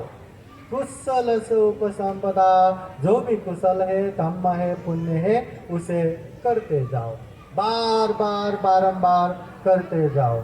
सचित परियोदपनं, अपने चित्त को परिशुद्ध रखो। जब तक हम चित्त परिशुद्ध नहीं करेंगे, कितना भी हम शरीर से अच्छा करने की कोशिश करें, वाणी से कितना भी अच्छा बोलने की कोशिश करें, वो केवल और केवल नाटक जैसा हो जाता है। मन ही शुद्ध नहीं तो शरीर से बुरा होता रहेगा, मन से बुरा बोलता रहेगा। इसलिए मन से शुद्ध होना चाहिए। और एक महत्वपूर्ण बात, अगर आपका मन शुद्ध रहा तो दिखने में पाप कर रहे जैसा होता है, मगर वो भी अच्छा ही रहता है। दिखने में आप एकदम गुस्से से चिड़चिड़ा होकर बोल रहे जैसा लगता है, मगर वो भी मन शुद्ध होने की वजह से, चेतना शुद्ध होने की वजह से वो भी अकुशल नहीं होता, पाप नहीं होता। बुद्ध कहते हैं हाथ में घाव नहीं है ना, तो जहर भी हाथ में लिया तो कोई हानि नहीं, कोई परेशानी नहीं। उसी तरह मन शुद्ध रहा तो आप कुछ भी बोलेंगे, कुछ भी करेंगे तो वो शुद्ध ही होता है और उससे सुख ही मिलता है। और सुख भी कैसे मिलता है? छाया वो न पाएने, प्रकाश के उपस्थिति में जाते समय जिस तरह छाए व साए पीछे पीछे पीछे पीछे आते हैं, हल्के रूप से आते हैं, वैसे ही जीवन में सुख शांति भी आते रहते हैं। इसलिए मन शुद्ध होना चाहिए, पाप से दूर हो, धम्म में आगे बढ़ो। अभी सबसे महत्वपूर्ण बात तो ये है, यहाँ जो जितना भी उपस्थित है सबको पता है पाप नहीं करना। सर्वान्न माहिती है ना, सबको पता है ना, पाप नहीं करना। और ये भी पता है पुण्य करना चाहिए, धम्म करना चाहिए। ये पण माहिती आहे ना, सबको पता है ना, धम्म करना चाहिए, सबको पता है पाप नहीं करना चाहिए, धम्म करना चाहिए। छोटे से छोटे बच्चे से लेके जवान से लेके अर्धवयस्क से लेके बुढ़ापे से लेके हर किसी को पता है पाप नहीं करना, धम्म करना, पाप नहीं करना, पुण्य करना है। पर क्या हम पाप से दूर हो पा रहे हैं क्या हम पुण्य कार्य में आगे बढ़ पा रहे हैं क्या? ये बात महत्वपूर्ण है। तथागत बुद्ध कहते हैं न परे संग विलोमानी न परे संग कथा कथं अत्तनो वो अवेक्षय कतानी अकतानी चा। दूसरे लोग क्या करते हैं क्या नहीं करते वो मत देखो, मैं खुद क्या कर रहा हूँ क्या नहीं कर रहा हूँ ये देखो। अगर अपने आप को देखेंगे, अपने आप को समझेंगे तो पता चलेगा मैं क्या कर रहा हूँ। कोई समस्या नहीं, पाप कर रहे तो पाप कर रहे, पर समझो तो सही। जो इंसान पाप करता है और वो समझता है मैं पाप कर रहा हूँ, बस वहीं से उसका बुद्धिमानी शुरू हो गया, वहीं से उसका सुधार शुरू हो गया। कम से कम वो पाप को पाप समझ रहे हैं। एक छोटा सा बच्चा गंदगी में भी एकदम पच पच पच पच खेलते रहते, मजा आता है, वो गंदगी में भी मजा लेके बैठते हैं। बच्चा है, बाल है, समझता नहीं। और वही बच्चा जब बड़ा हो जाता है फिर से वही गंदगी दिखता है और फिर से वहीं पे आहा कितना मजा है करके पता पता पता पता खेलने लगता है। क्या अगर खेलता है तो वो फिर भी बाल है, और ऐसे बाल को मूर्ख कहते हैं, अज्ञानी कहते हैं। हाँ, तो वैसे ही जो इंसान मैं गलत कर रहा हूँ, मैं पाप कर रहा हूँ ये समझते हैं, निश्चित रूप से आज नहीं तो कल वो पाप छोड़ ही देगा। मगर जो इंसान पाप करने के बाद भी नहीं नहीं नहीं ये कसाला पाप है, ये पाप नहीं है, ये तो धम्म ही है ना, इससे मेरा इतना इतना फायदा हो रहा है, मेरे परिवार को इतना इतना फायदा हो रहा है, मेरे इतना इतना धन संपत्ति लाभ हो रहा है, ये कैसे पाप हो सकता है, ये तो धम्म ही है, ऐसा समझेंगे। या पाप को धम्म कहने के लिए अनेक अनेक तर्क वितर्क लगाएंगे, ये संभव है। वो व्यक्ति जिंदगी में कभी वो पाप से दूर नहीं हो पाएंगे, कभी दूर होना ही नहीं चाहेगा। इसलिए तथागत बुद्ध कहते हैं हम जो कर रहे हैं जैसा है वैसा समझो। पाप कर रहे तो पाप कर रहे समझो, धम्म कर रहे समझो। जो व्यक्ति पाप करते हैं और पाप कर रहा हूँ ये समझते हैं, आज नहीं तो कल वो पाप से दूर हो ही जाएगा। जो व्यक्ति पुण्य कर रहा है, धम्म कर रहा है, इसके बावजूद भी उसके आगे पीछे अनेक लोग निंदा चर्चा करने के पीछे पड़े हैं, फिर भी वो समझता है वो जो कर रहे पुण्य है, धम्म है, उसको बचाएगा, संरक्षण करेगा और अभिवृद्धि करता जाएगा।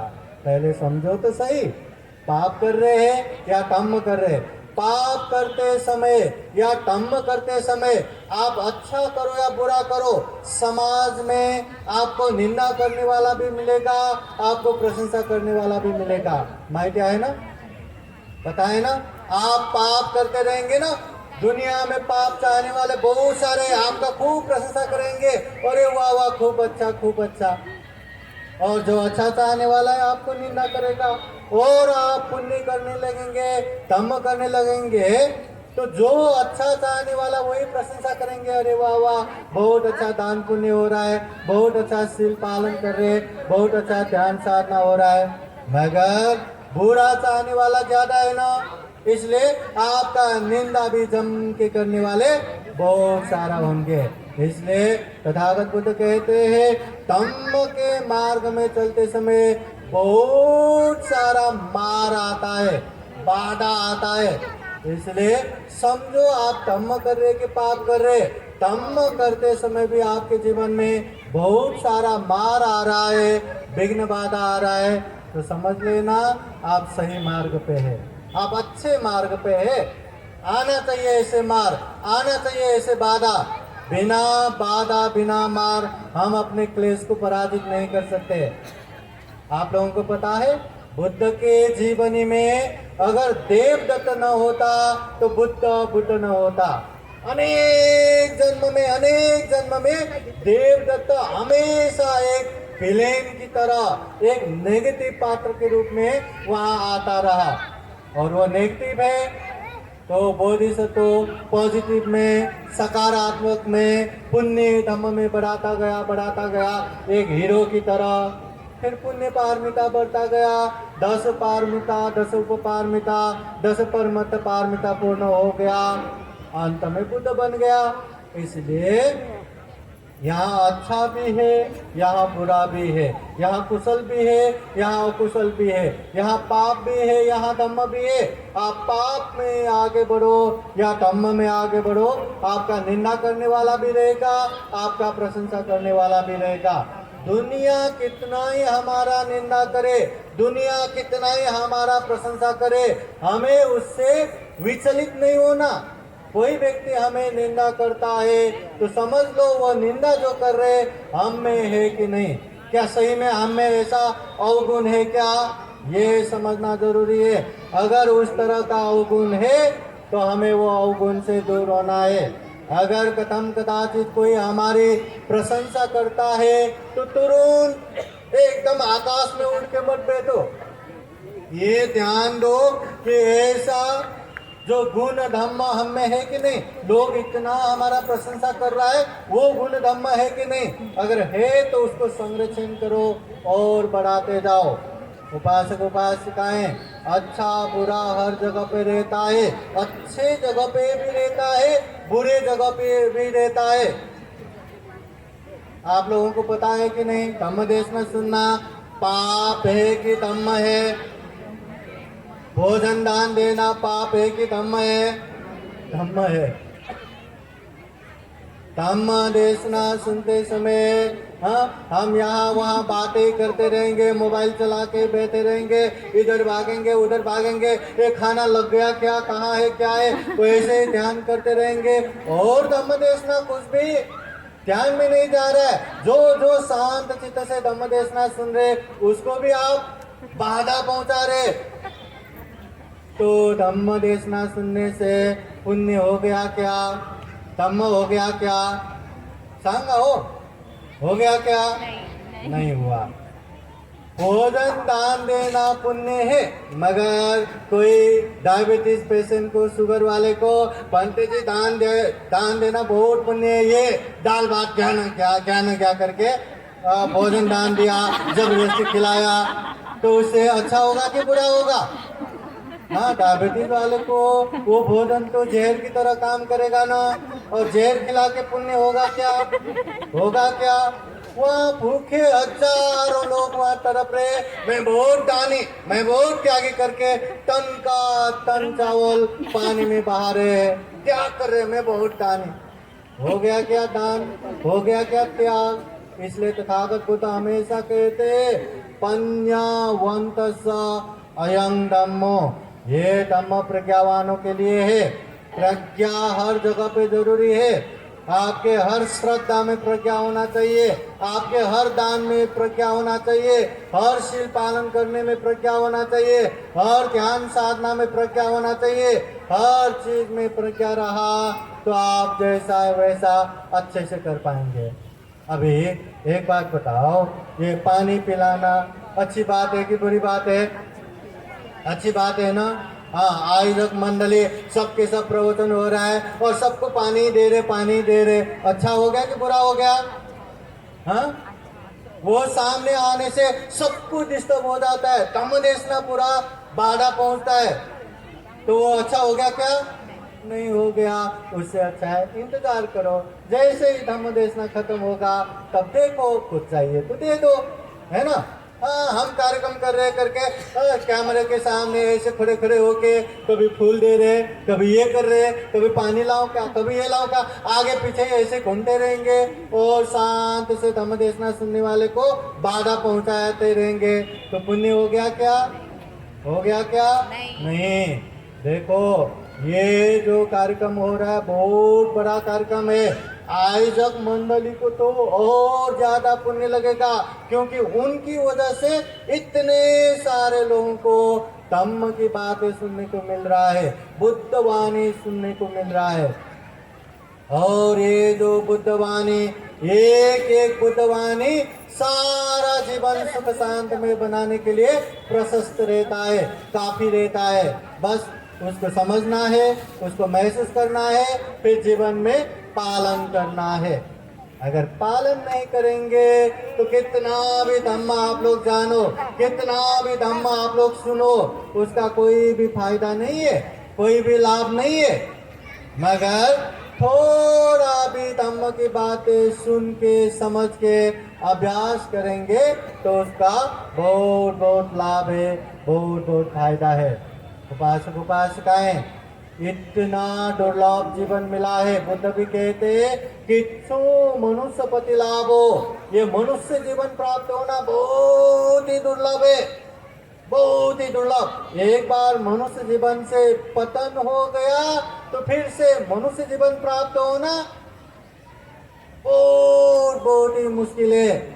जैसे कि दल दल में फंसे पत्थर की तरह, वो पत्थर निरंतर नीचे नीचे नीचे नीचे नीचे जाएगा, अपने आप ऊपर नहीं आ सकता। इतना दुर्लभ मनुष्य जीवन प्राप्त हुआ है। हम अच्छे बुरे पाप हम समझ सकते हैं, अगर हम चाहे तो हर पाप से दूर हो सकते हैं, हम हर धम्म में आगे बढ़ सकते हैं। ऐसा जीवन मिलने के बावजूद भी, बाबा साहब की पुण्य, इतना अच्छा धम्म मिलने के बावजूद भी हम पाप से दूर नहीं होंगे, धम्म में आगे नहीं बढ़ेंगे और स्वर्ग के बल दुर्गति में पतन होते हैं। तो अगर मनुष्य जीवन से नीचे नरक, प्रेत, तिर्यक, असुर जो अपाय दुर्गति में जाएंगे या पशु पंछी कीट पतंग में जाएंगे, तो वो लोग धम्म की बातें सुन सकते हैं क्या? वो लोग धम्म दीक्षा ले सकते हैं क्या? वो लोग पाप धम्म समझ सकते हैं क्या? पाप से दूर हो सकते हैं क्या? धम्म में आगे बढ़ सकते हैं क्या? हम इतना धम्म समझने वाले तो जिंदगी में जाने अनजाने में पाप करके सर के बल दुर्गति पतन होता है। तो जिसको धम्म ही पता नहीं, जो धम्म करना ही नहीं जानते, वो लोग क्या सुगति आ सकता है क्या? और पाप करेंगे और गलत करेंगे और अकुशल करेंगे, दल दल में फंसे पत्थर की तरह नीचे नीचे नीचे ही जाएंगे। इसलिए ध्यान रखना, इतना दुर्लभ जीवन मिला है, इतना अमूल्य जीवन मिला है, प्राणी जगत में सर्वश्रेष्ठ ये जीवन मिला है। ऐसे जीवन में हमें खूब खूब तथागत बुद्ध के धम्म को सुनना है, समझना है, न केवल समझना, उसे व्यवहार में पालन भी करना है, अभ्यास भी करना है। अगर अच्छे धम्म को जान के अच्छे से पालन करेंगे तो उसका अच्छा परिणाम भी आएगा ही, आता ही है। अच्छे धम्म अच्छी तरह से पालन किया तो अच्छा परिणाम आएगा ही। जीवन में सुख भी मिलेगा, शांति भी मिलेगा, जीवन में दुख मुक्ति का मार्ग फल भी प्राप्त होगा, श्रोतापति सकितागामी अनागामी अरहत फल भी प्राप्त होगा। मगर अच्छे धम्म को जानेंगे नहीं, अच्छे धम्म को पालन नहीं करेंगे, अच्छे धम्म को अच्छी तरह से व्यवहार में अभ्यास नहीं करेंगे तो अच्छा परिणाम भी नहीं आएगा। मुझे यकीन है यहाँ जितने लोग भी जमा है, जितने लोग भी ये धम्म की बातें सुन रहे, सारे के सारे सुख चाहने वाले हैं। दुख चाहने वाले हैं क्या? नहीं, सबके सब शांति चाहने वाले हैं। अशांति चाहने वाला कोई है क्या? नहीं। इसलिए तो हम धम्म कर रहे हैं, इसलिए तो पुण्य कर रहे हैं। इसलिए तथागत बुद्ध कहते हैं जीवन में पुण्य करो, बार बार पुण्य करो। जो इंसान पुण्य करता है, धम्म करता है, उसके जीवन में गारंटी के साथ सुख आएगा, शांति आएगा, वो भी महान और उच्च सुख मिलेगा। इसलिए तथागत बुद्ध बार बार समझाते हैं, अगर हमारे सर पे आग लग गया तो हम क्या करेंगे? आग लगा तो लगने दो, ये आग भी मेरा है, सर भी मेरा है, मैं बहुत बिजी इंसान हूँ, हाँ मला ये करायचं ते करायचं, हाँ मुझे ये करना है वो करना है, यहाँ जाना है वहाँ जाना है, सारे जगह पे जाता हूँ, सारा काम निपटा लेता हूँ और बाद में आराम से आग बुझाऊंगा, ऐसा करके सारा काम करके बैठता है क्या? हाँ बैठता है नहीं। जैसा ही आग का चटका लगा, अरे बाप रे, सबसे पहले आग बुझाएगा। उसी तरह जीवन में बहुत सारा दुख कष्ट है, सबसे पहले वो दुख कष्ट को जानो समझो और उसके मुक्ति के तरफ जाना चाहिए। तथागत बुद्ध कहते हैं जिस तरह छाती पे बाण लग गया तो क्या करते? हाँ पहले ये बताओ, ये छाती पे बाण जो लगा है ये बाण किसने मारा, क्यों मारा, वो बाण मारने वाला कौन है, उसका नाम क्या है, गोत्र क्या है, वो काला है कि गोरा है, लड़का है कि लड़की है, उसका माता है कि नहीं, उसका पिता है कि नहीं, अंकल है कि नहीं, ये है कि नहीं, वो है कि नहीं, अनेक प्रश्न करते रहना है या बाण निकाल के मलमपति करना चाहिए। अगर बाण निकाल के मलमपति नहीं किया तो प्रश्न करते करते खत्म हो जाएगा, मर जाएगा, पर वो प्रश्न खत्म नहीं होगा। उसी तरह दुनिया में ये क्यों, वो क्यों, ऐसा क्यों, वैसा क्यों, दुनिया भर के प्रश्न पड़ा है। वो सारे प्रश्न को एक जगह रख के पहला टारगेट, पहला प्रायोरिटी दुख है तो दुख मुक्ति की तरफ जाना चाहिए। ये तथागत बुद्ध का उपदेश है। तथागत बुद्ध सारे वृक्षों को जमा करके जमीन से थोड़ा सा नख में तोड़ लेते और पूछते, वृक्षों बताओ मेरे नख में ज्यादा तोले या पृथ्वी में ज्यादा तोले? सारा भिक्षुगण कहते, भगवान आपके नख में तो क्या तोले, सारा पृथ्वी धूली धूल से भरपूर आए, आपके नख में थोड़ा ही तोले। तथागत बुद्ध कहते, भिक्षु देखो जिस तरह मेरे नख में थोड़ा ही तोले, उसी तरह इस दुनिया में अच्छे धम्म को जानने वाला, समझने वाला मेरे नख में जितना तोले उतना ही है, बाकी तो पृथ्वी में पड़े धूल के समान है। अच्छे धम्म को जान के अच्छे से अभ्यास करने वाला, पालन करने वाला मेरे नख में जितना तोले उतना ही है, बाकी तो पृथ्वी में जितना तोले उतना पड़ा है। अच्छे धम्म को जान के, अच्छे धम्म को अभ्यास करके अच्छे परिणाम को प्राप्त करने वाले मेरे नख में जितना तोले उतना ही है, बाकी तो पृथ्वी में पड़े धूल समान है। उपासक उपासिकाएं, हमें कहाँ पे आना है? वो नख में जो धूल है उसमें आना है या पृथ्वी में जो धूल है उसी में आना है? किस में आना है? नख में आना है ना। नख में पड़े धूल समान होना है तो सबसे पहले धम्म को समझो, अच्छे धम्म को समझो, अच्छे धम्म को जितना हो हात जोडून बसा सर्वांनी।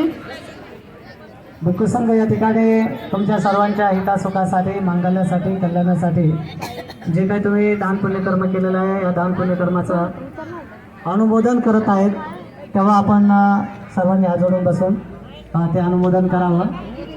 आशीर्वाद दिल्यानंतर दान द्या। ज्या कोणाला दान द्यायचं असेल तर ते भिक्खू संघाला दान देऊ शकतील। आशीर्वाद दिल्यानंतर थोडंसं का 2-3 मिनिटासाठी आभार प्रदर्शन होईल आणि ते झाल्यानंतर मग तुम्हाला दान द्यायचं, तुम्ही भिक्खू संघाला दान देऊ शकाल आणि नंतर तुम्हाला सर्वांचं भोजन दान आहे। 2000 लोकांचं भोजन या ठिकाणी पकवलेलं आहे, तर सर्वांनी भोजन घेऊनच जायचं आहे, तसं जायचं नाही। तुर्तास सर्वांनी हात जोडा आणि आशीर्वाद ग्रहण करा।